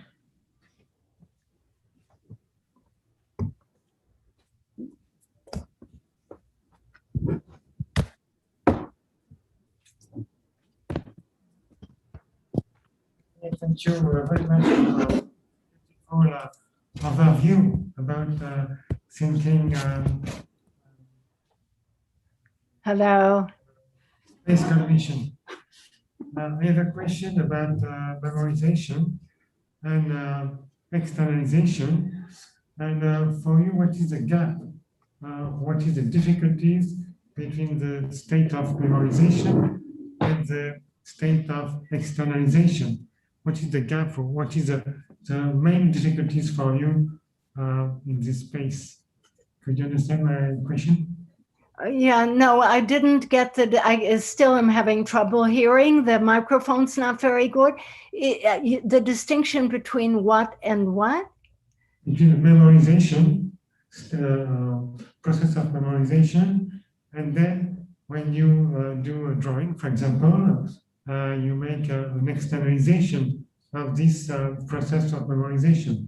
For example, you have done a walk in a quantum, a space, and then you are making drawings, and then what's happened between this state of walking in the space, and then when you draw, you have, for me, a gap between this state of memorization and the state of externalization. Okay, thank you. I think I understand it. What's interesting is to watch you gesture. You go one way and then another way. And this is one of the advantages of gesture is that it can set up a very abstract space. So we have something on one side and something on another side, and then we can add to each side without language. So doing that in language is harder. We say on the one hand, on the other hand, but really showing it, setting up one space on one side and one space on another side is more effective, both for your own thinking and for those of others. So as I understand it, the memorization would be internal processes, and drawing or making a diagram or a sketch would be an external process, and how to compare the two. And that's a really interesting question, partly because the dynamics, the actual biological dynamics are so different. In remembering and putting something into my own mind, that's in neurons, it's captured in neurons, and putting something out in the world is captured on a page. And clearly there are different forms of representation. What we hope to do when we're making a visualization of some sort is to preserve an abstract mapping between what's in our mind, what we put in our mind, and what might stay in our mind, and something out there that we're creating in space, is preserving some sort of abstract mapping between them. So it again becomes this idea that we're representing things and relations among things, and how are we conceiving of that, both in our minds and then out in space. So I would have to say that the physical means are obviously very different. In the one case, memory is eventually in neurons. It seems to be distributed throughout the body, again, in the sense that if we sit in our hands, it's harder to speak, it's harder to find words, it's harder to describe space if we're sitting on our hands than if we're not. So clearly, even the memorization, and you saw the people gesturing as they were remembering, even that is somehow embodied in the spatial motor system. Then when it's transferred to the world, we can use those embodied representations, our feelings in the body, and we certainly use our motor actions to create a diagram, just as we used our motor actions to create the memory. However, I would have to say that we can create memories in other ways, just looking at the world, with maybe moving our eyes, although again, our eye movements tend to mimic, when we're recalling or communicating, our eye movements often mimic the eye movements that we used in exploring the world. So when we're speaking about somebody who's left the room, we often look at where that person was. And in fact, we might use that looking to not say the name so that nobody could overhear us. So that it feels to me like the question you're asking is important, and one that deserves more explanation, more exploration and research. And some of it is going to be involved in how thinking gets and memory gets into the mind and into the body. And some of it is going to be more on how it's put on a page where you can look at it again and revise. And in many cases, I'm thinking of artists in particular, say an artist who's trying to create a portrait or paint a scene. They'll see the scene, internalize it in some way, then re-externalize it with a paintbrush or charcoal, and it doesn't look right. So you have to go through that process again and again. And sometimes for artists, it's days and weeks of work. In the case of Da Vinci, sometimes years to get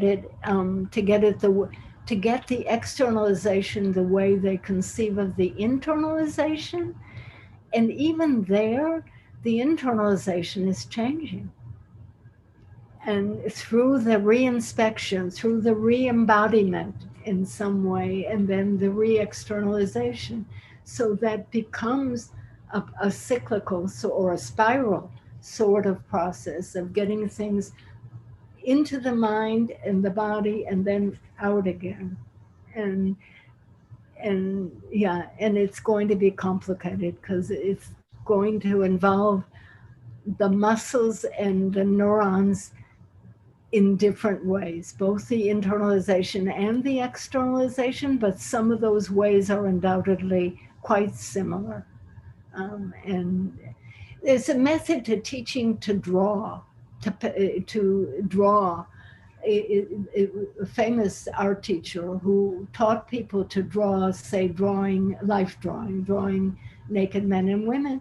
And what he told people was to imagine you're touching.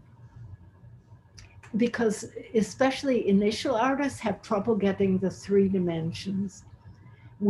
Our retina flattens everything and the page flattens. To get that depth is difficult for many introductory artists. So what he taught his students is, imagine you're touching the body, imagine you're moving your hands over it, and let your charcoal or your paintbrush do that. Paint over, touch what you're doing, and that helps people internalize the 3-dimensionality of what they're seeing and overcome some of the flattening that the retina and the page do. So those skills of internalizing, memorizing, and then externalizing can get developed. And probably the way they're developed for portrait drawing or life drawing versus architecture versus making diagrams of particle physics, the way that those happen are somewhat specialized. So it's an absolutely brilliant question, and I've only given a tiny bit of an answer, and it would be fun to keep the discussion going. Thank you very much. D'autres questions? Oui, on va faire. D'accord, ok. Il y a Nathalie qui a levé la main. Oui. Sur Zoom. Est-ce que vous m'entendez? Oui, okay. Yes, thank you very much for your talk. I'm following your work, in fact. I would have really loved to hear you about the story, the narrative impact, in fact, of your study, because I've used the mental map to study how smells impact our spatial temporal perception. And I was wondering, like, because I have took I would love to have your opinion on that. Like I've took participant for a walk, and then after I asked them to draw a mental map of what they have experienced about smell during the walk. So what would you how can I say in English, what would be your comment? Like how would you suggest me that I analyze those mental map, in fact, in relation to what you are saying about narrative and story in your studies? Thank you for the question. There's a lovely museum in New York, the Cooper Hewitt, that blends art and science in beautiful ways. And one year there was a smell map of Amsterdam. I know. I saw. You know this work, and yeah. it's very, and of course blind people use smell. Yeah. As far as wind, and I don't know if you used blind people. I mean, I'm just. No, in fact, I have it's the second time I did that study. And this time, recently, I had the people with anosmia and regular people. So it's kind of blind, but for the nose. Right. We have more of those due to this terrible pandemic. Yeah.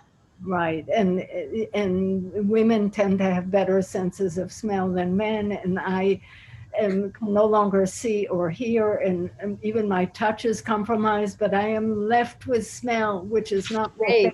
But I was wondering about mental map in relation to smell also, how people, So it's an interesting thing to study. I think blind would be more acutely aware of that than other people, than people who are sighted, because we tend to use the most salient cues and not pay attention to the other cues. Mm-hmm. So smell, again, I'm acutely aware of smells as I walk around cities. In fact, I associate cities with certain smells. Paris in the morning before there's too much smell of buses smells of, not surprising, yeast and bread.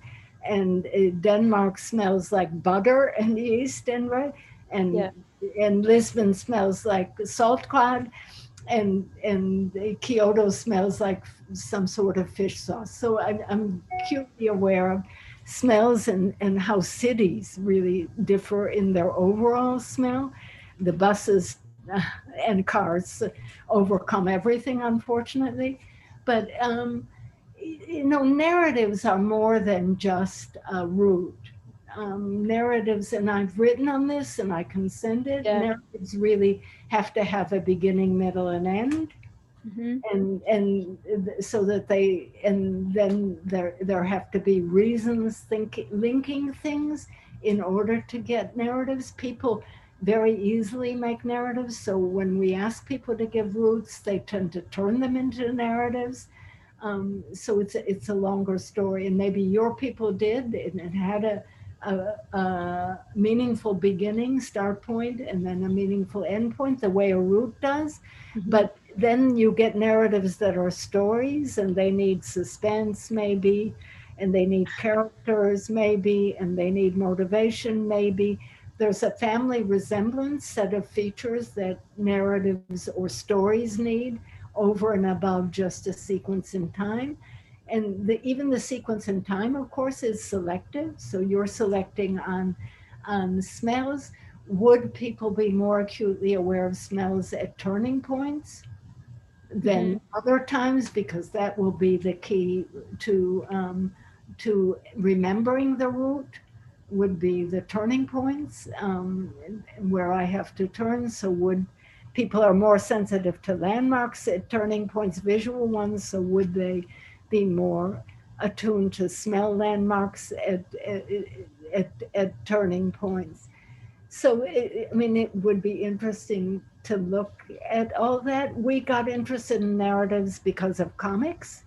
I first looked at the spaces that we actually explore, and then the spaces that we create to improve our own cognition. So we did a lot of work on comics, which are visual narratives, and that really, and then that gets into graphs and charts that show change over time.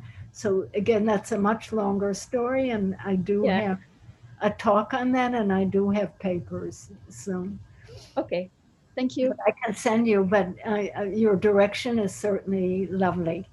Thank you. Thanks for your talk again. Merci Nathalie. Il n'y a pas sur YouTube, Charles, Zoom, je ne vois pas des mains levées. Dans la salle, oui. Just a second, please.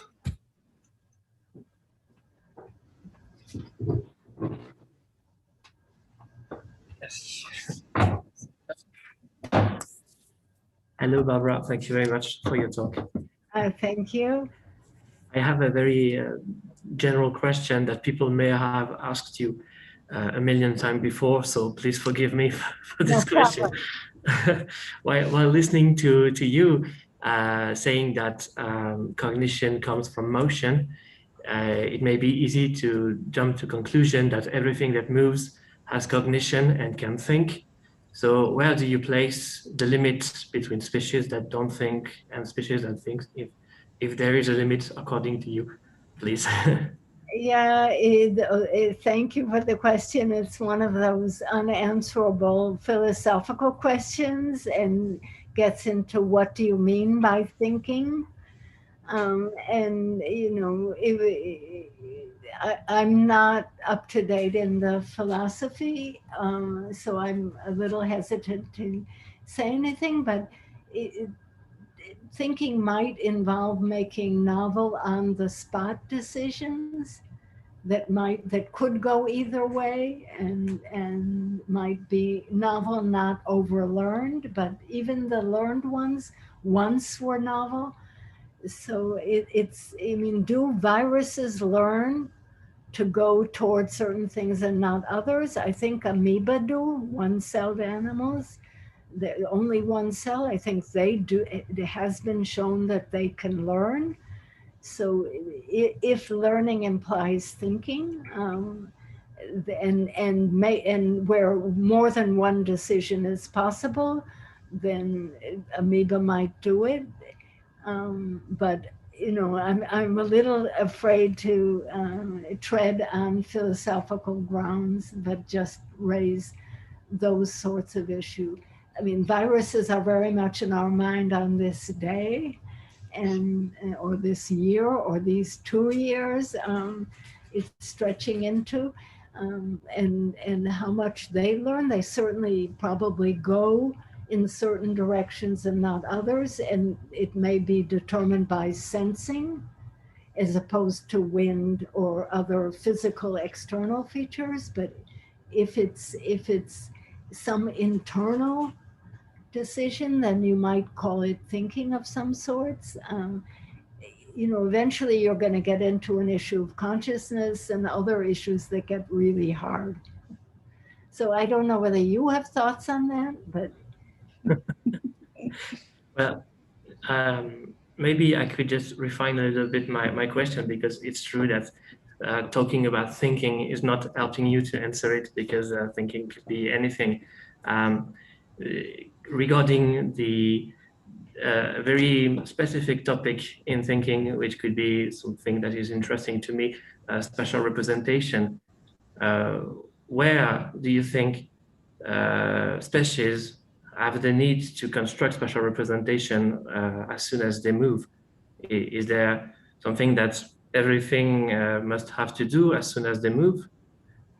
so I mean, I would, again, I'm not up to date on the biology, because then it becomes a biological question. But if you think about organisms needing food, air, water, whatever the organism needs to survive, if it needs to move in order to get those things, then it would have, it would seem to me it would need some representation of space, of where to move.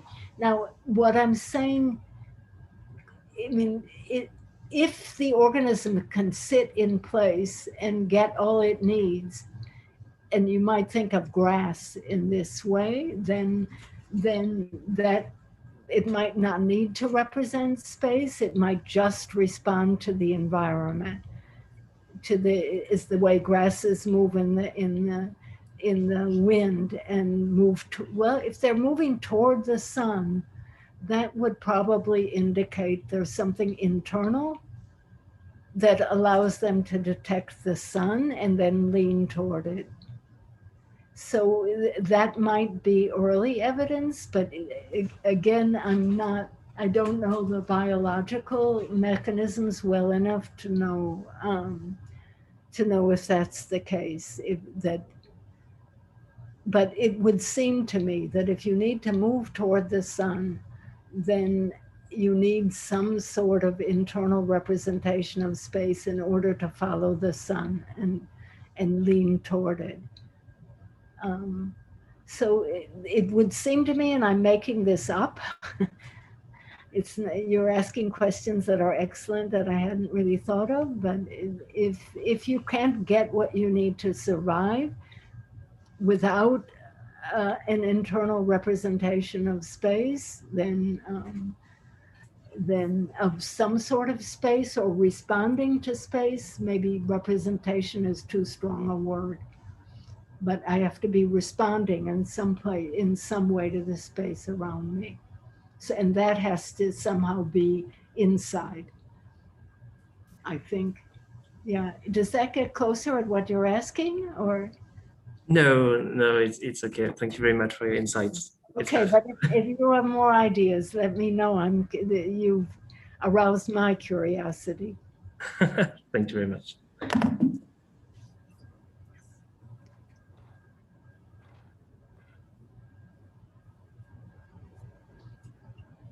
Maybe we have one question. Charles, no? Thank you very much, Barbara, for your presentation and to answer our questions. It was wonderful to have you here, unfortunately, and remote. Thank you very much. And thank you for the wonderful questions. And you can find me easily on email if you have more. And I hope to visit later in the year and maybe to meet some of you. It will be a pleasure. I'd be thrilled to do that. And have a wonderful day tomorrow. And yeah, Thank you very much. looks like a beautiful day in Paris. Yes, the first one for this season. Wonderful, wonderful. Yeah. Okay, thank you. Okay. Thank you very much. Bye bye. On va continuer avec la dernière présentation de la journée. Je ne sais pas, peut-être que c'était prévu une pause, mais comme il y a juste une personne, je crois qu'on va enchaîner sans la pause. Est-ce que vous êtes d'accord? Oui. On a changé un peu l'ordre.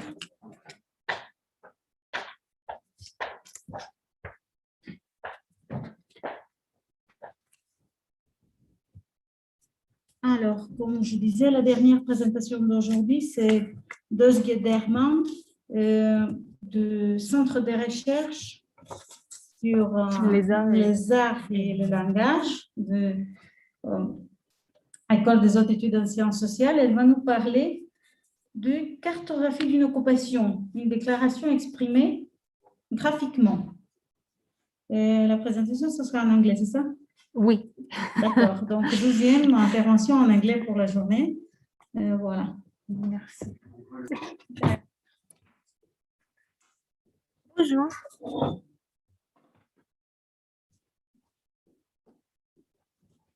Voilà, je vais parler en anglais, mais si vous avez des questions en français, n'hésitez pas après la présentation.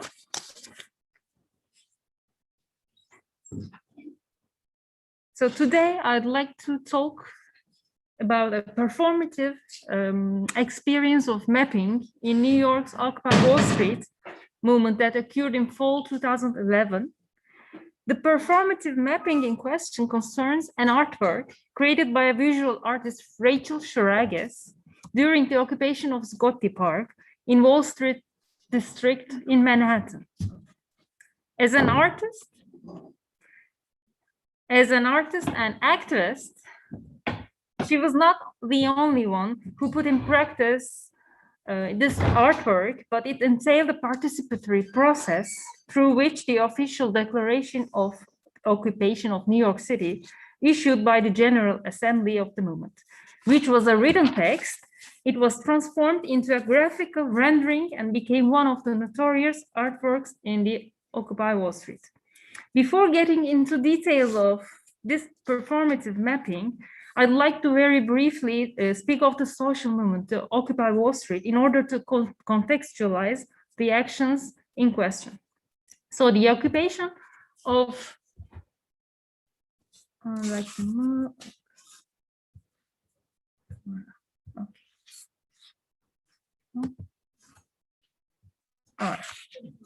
perfect. The occupation of Scotti Park occurred on September 17, 2011, as a result of congregation of multiple local activist groups inspired by the post-2011 social movements such as the Arab Spring, particularly the occupation of Tahrir Square in Egypt, Greek anti-austerity movement, and the occupation of the Madrid's Puerta del Sol Square. While in different geographical, socio-economical contexts, the issues differed. The main slogan of Occupy Wall Street was, "We are the 99% against the wealthy 1%, which was identified as related to the real estate bubble that caused the economic crisis in the United States." What they all shared was the idea of the occupation of public squares through encampments and the realization of some sort of leaderless social movement, and not to mention the widespread use of social networks. In that respect, the group of artists, activists, students, writers, and organizers meetings in Wall Street's Scotti Park evolved into the New York City General Assembly, while the movement expanded in the aftermath of the violent reaction of the police. The creative and performative actions, along with the artistic practices within Occupy Wall Street, significantly contributed to the spatial experience and perception of the movement. The handmade and printed signs and drumming constituted the primary aesthetic in the park, according to one of the artist activists in the movement, in such a way that in the northwest quadrant of the park, a sort of tapestry of signs was created on the ground of the park. Besides being lived in as an actual residential open-air space, Zuccotti Park incorporated certain common structures such as library, infirmary, kitchen, media relations center, and meditation area and screen printing area. The organization in the park occurred spontaneously and gradually as the people joined the movement in the course of events. E.T. Miller claimed that the movement revived, I quote, a world of possibility beyond the market and the state, where new forms of livelihood and governance came into existence within the park and aspired to the ideals of justice, democracy, and solidarity. End of quote. The main demand for a change of the people in the Occupy Wall Street, the 99%, was the unjust economical system in parallel with the corrupt political culture in the US. Consequently, the signs were reflecting protesters' concerns, individual messages, yet covering a wide range of issues in the American society.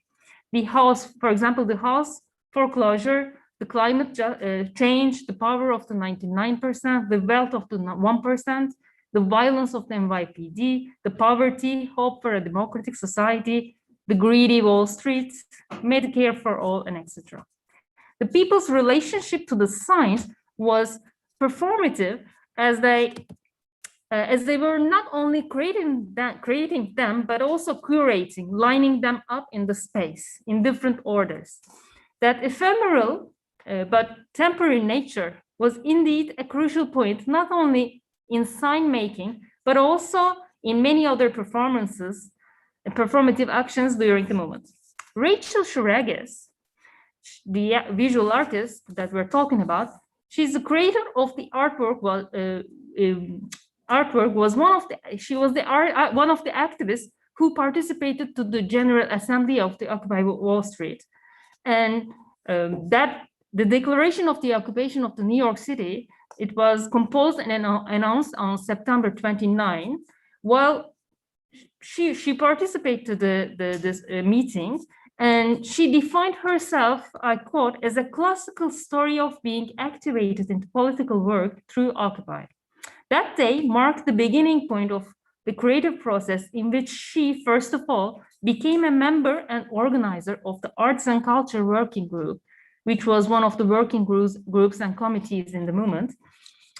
Secondly, as a visual artist, obsessed with making mind maps for many years, as she described herself, she came up with the idea of a map of this particular declaration that she thought of as a sort of list of grievances. You can see the original declaration on the scene and one of the printed signs on the right side. This is how she said when she decided to do the map of this declaration. She sat in the park, made this map in pencil on canvas, and asked people around her to help her with the orderings. Then others helped her inching it. Once it was online, it went all over the place, and then the map reproduced as a printed poster. As a matter of fact, Rachel's mind map occurred as a graphical response to the undiscovered question of what Occupy was at that particular moment, and in as much as it visualized the connections of grievances of unacquainted people resisting in the same moment. Her conceptualizing and drawing the map of grievances was on the one hand a subjective experience, as she clarified that artists should have been doing their thing in the moment. She stated, I quote, "No one makes you part of Occupy but you. You make your own official. What the group can provide, was accountability or feedback or strategy or messaging, at the end of quote. And yet her maps becoming one of the well-known posters of Occupy Wall Street happened by means of the General Assembly's support. As a member of both Arts and Culture Working Group and then Puppets Guild, she was ardent part of a movement where her actions were building up within a certain network of knowledge and handicraft.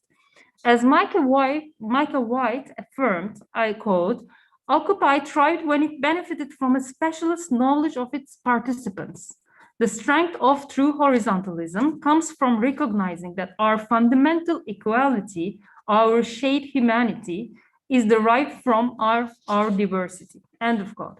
So the horizontal leaderlessness also appeared in the most original invention of the General Assembly, which was called the human microphone, where the audience repeated in waves the words and phrases of the speaker through the rest of the audience. I want to, if I can, if there is an internet connection.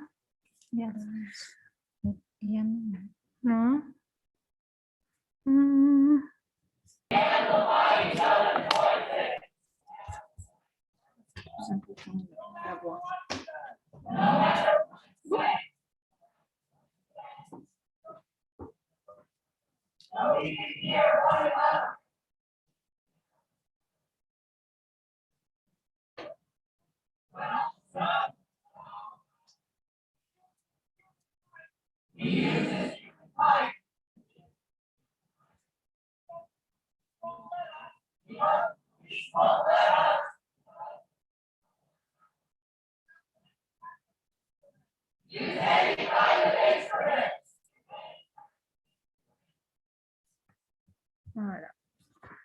So the Rachel's map reflected thus her being a constitutive part of the Occupy Wall Street community, not only through her sharing vision and handicraft, but also her projection of the non-hierarchical structure of the movement.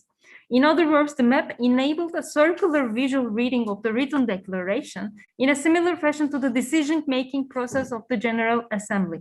The ideas in the form of words enunciated in the occupied space of Zuccotti Park and then transcribed in a conventional manner and then transformed into a graphical cartography, and that represented the interconnected undulating verbs comparable to the horizontal acoustics of the human microphone. In short, Rachel's graphically rendered list of grievances reiterated the continuous transition between the ideas and the three-dimensional lived space and the two-dimensional flat surface of graphical cartography, and made it through the performative practice. I believe it's similar to the cyclical or spiral movement that Barbara talked about. I thought about this actually. When we talk about cartography, the map and map on two-dimensional surface, it is worth mentioning Henri Lefebvre, who affirms that map making, map reading, as well as the contents of the map are susceptible to change and interpretation. In fact, his account of absolute space addresses the reduction of three-dimensional realities to two dimensions, such as maps and graphical representations of space, maintaining a certain political and social utility. The material perceived space reveals the experience and human interaction in everyday life. Yet the official representation of space by the urban planners and cartographers refers to the space that is conceived in specific context. It is true, as Schechner states, that maps perform a particular interpretation of the world, and every map is a projection, as a representation on the flat surface. On that note, he mentions the enactment of the world with the eyes of colonial powers, as in the Mercator's cylindrical map projection. Mercator's cylindrical map projection is his projection of the world in the 16th century. He projected the North America and Europe bigger than the Southern sphere. And then this projection changed in the 20th century, but still in a Eurocentric vision. Every map, Schechner argues, enacts power relationship, whereas to Lefebvre, maps may also result in a remove from reality. Rachel's map, on the other hand, enacts the horizontal non-hierarchical relationships within the movement, where the ideas continuously grew and expanded in many forms, going beyond the material space of Zuccotti Park.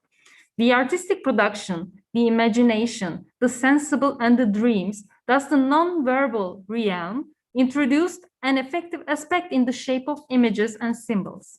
All this, in fact, characterizes Lefebvre's concept of lived space-time, that is the space of users, inhabitants, and artists, where the imagination seeks to change and appropriate. This is how Rachel Schrage's handmade map, born out of the consensus front meeting, was a part of the experience of occupation. First of all, it incorporated a collective performative map making. The center of the map let these facts be known, and the first circle were taken from the list of grievances of the declaration. The other circles, though, grew out of the participatory crowdsourced editing process in Zuccotti Park, where hundreds of people contributed to the mapping of ideas. Secondly, when this collaborative work of art was turned into a printed poster with the financial support of the General Assembly, it served as a reference point for the inquiries about the movement. Indeed, the map to Rachel, she explains, answered the question what was Occupy about. When it was not very clear and conventional in the eyes of the journalists or the general public, it showed the way the protesters expressed themselves and against what they fought. The map visualized the connections of grievances of unacquainted people, and its reproduction as a poster played a considerable part in dissemination and graphic visualization of the movement.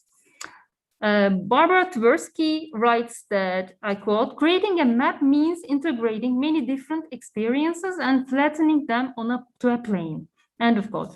In Rachel's map, the action of drawing transformed the written declaration into something else, an artwork in the shape of a map, still holding the characteristics of the written language. Yet, as I previously explained, creating this mind map involved an experience beyond the simple transcription of a written statement.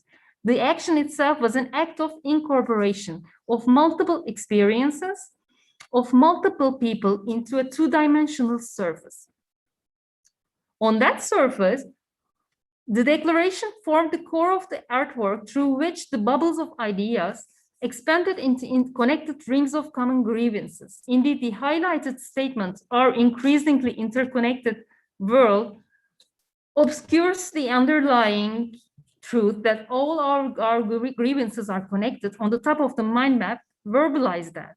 Each clustering of words connected the people's lives on a personal level that intertwined with the collective experience, which enabled them to perform the bonds, both intellectually and corporally. Moreover, the act of drawing, doing the artwork, suggests a gestural corporal dimension, just like other performative actions in Occupy Wall Street. But also the gestural dimension incorporates another way of thinking and communicating.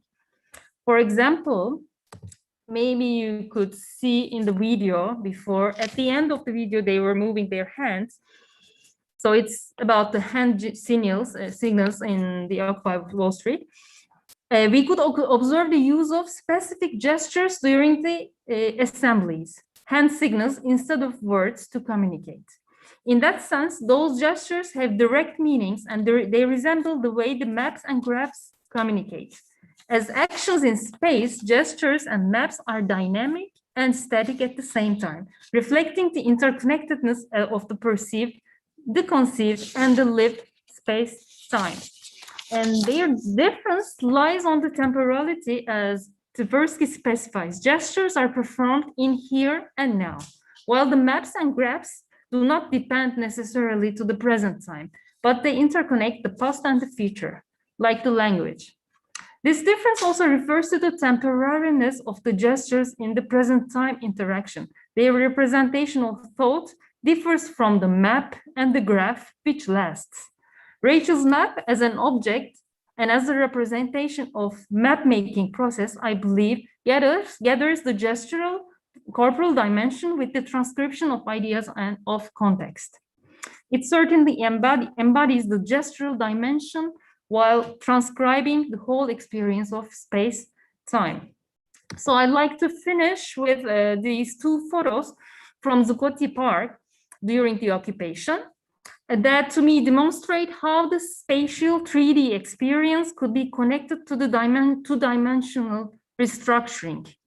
The rings, the tents, connections, lines, circles, waves, people, trees, and birds all form a sort of connective tissue throughout the occupation. And I believe Rachel's map was not a simple transcription of a written statement, but she could transcribe the real occupation of space and all the experience in the Occupy Wall Street movement. Thank you.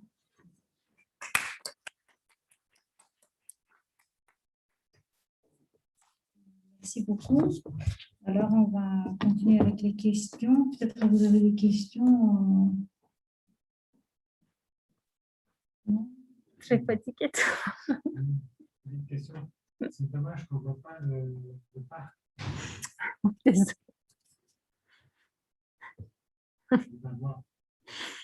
On peut chercher sur YouTube si vous voulez. Faire.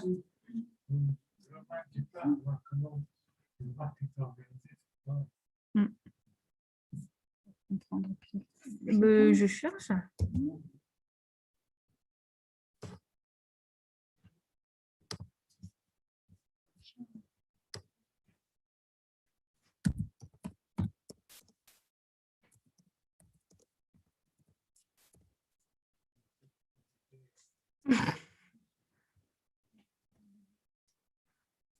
En fait, il n'y a pas des images de l'eau comme bird's eye view, mais il y a plusieurs photos en ligne dans le parc et à l'extérieur du parc parce qu'il y avait beaucoup de marches aussi autour du parc à New York.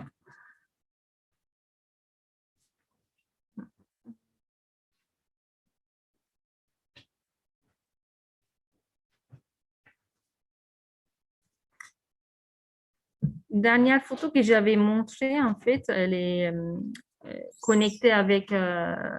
c'est un parc très, très petit, hein. Ce n'est pas un grand parc. Et donc, c'est un rectangle. Il y a des arbres et rien d'autre, plus ou moins. Et dans les premiers jours, il y avait... un peu plus, c'était plus chaotique, mais après, ils ont organisé une partie pour dormir. Donc, il y avait la partie de l'encampement, du campement. Et puis, il y avait des parties, comme j'ai expliqué, la cuisine, et il y a le People's Library, il y avait Media Relations, puis une partie... où il y avait le fontaine, il y avait le centre de méditation aussi. Et donc, et puis, il y avait une partie où les gens faisaient les signs, les affiches faites à main.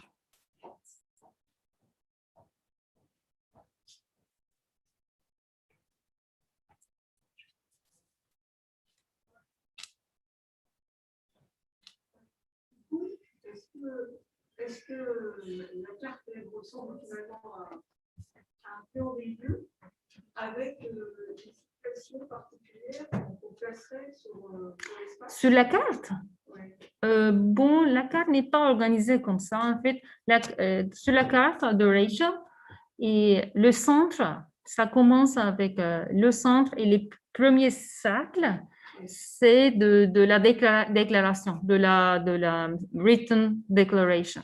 Et puis, dans le parc, quand elle a commencé à écrire, dessiner, tout ça, et les autres sont arrivés et a dit des phrases, des idées. Donc, c'était vraiment un travail collectif, là.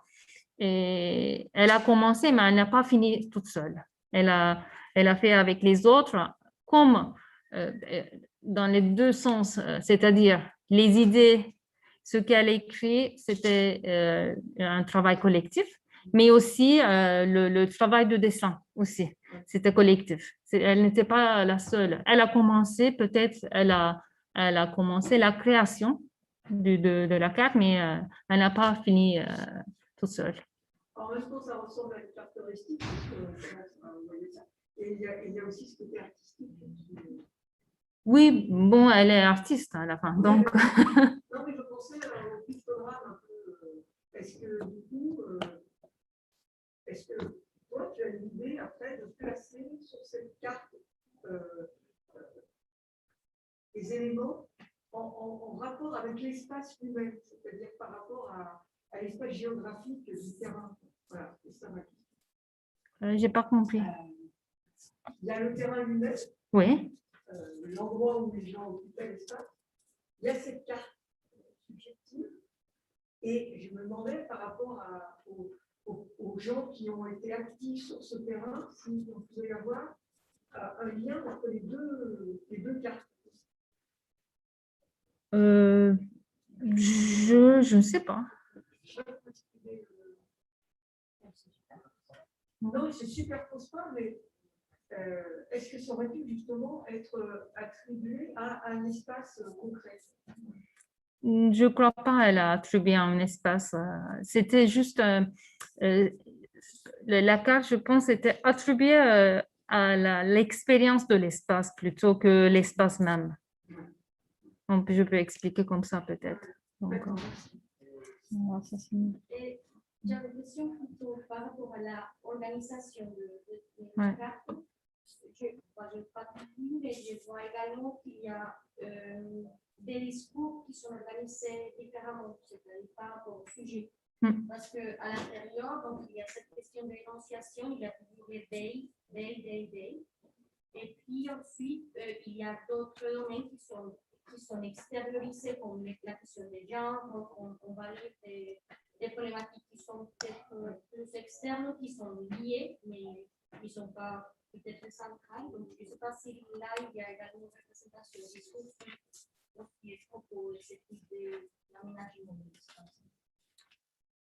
Bon, comme j'ai dit, le centre de tout ce qui s'était écrit au centre de cette carte, c'était écrit dans la déclaration. Ça a commencé comme ça. Et puis, je pense, c'était vraiment un travail collectif et fait sur ce moment, au moment-là, dans le parc. Donc, je pense, c'était un peu la collection des idées. Je ne crois pas qu'il y a une hiérarchie entre les idées, je ne crois pas.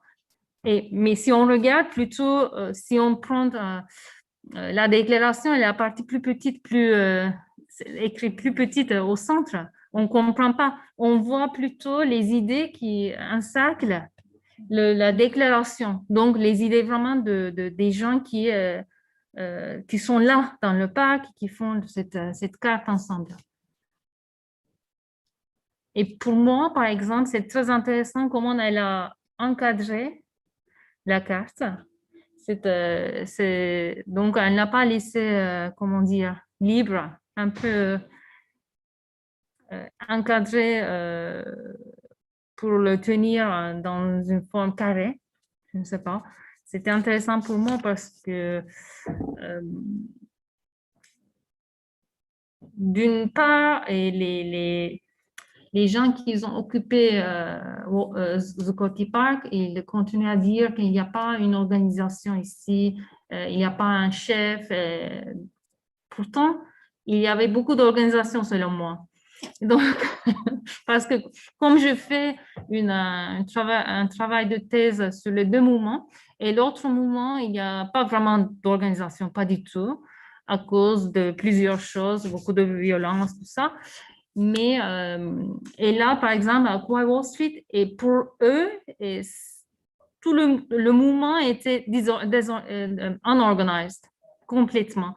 Mais il y avait beaucoup de working groups, des comités, déjà General Assembly, et donc il y avait des groupes, des réseaux, des gens très connu. Et donc, je pense que c'est un peu, cette carte représente un petit peu cette idée d'être pas organisé, mais quand même organisé dans son ensemble. Bon, bien sûr, c'est très interprétatif de ma part, mais ce que je pensais quand je regardais, quand j'avais vu cette carte.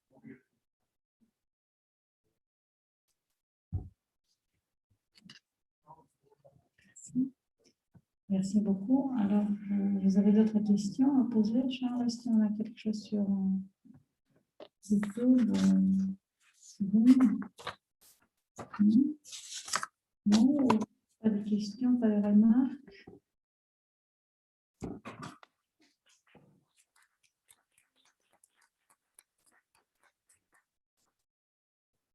Je vous remercie de votre participation, de votre présence. On va en faire la première journée du colloque. Et demain matin, on va se rassembler ici à 9h15 pour commencer avec la première présentation à 9h30 de M. Mocheloni.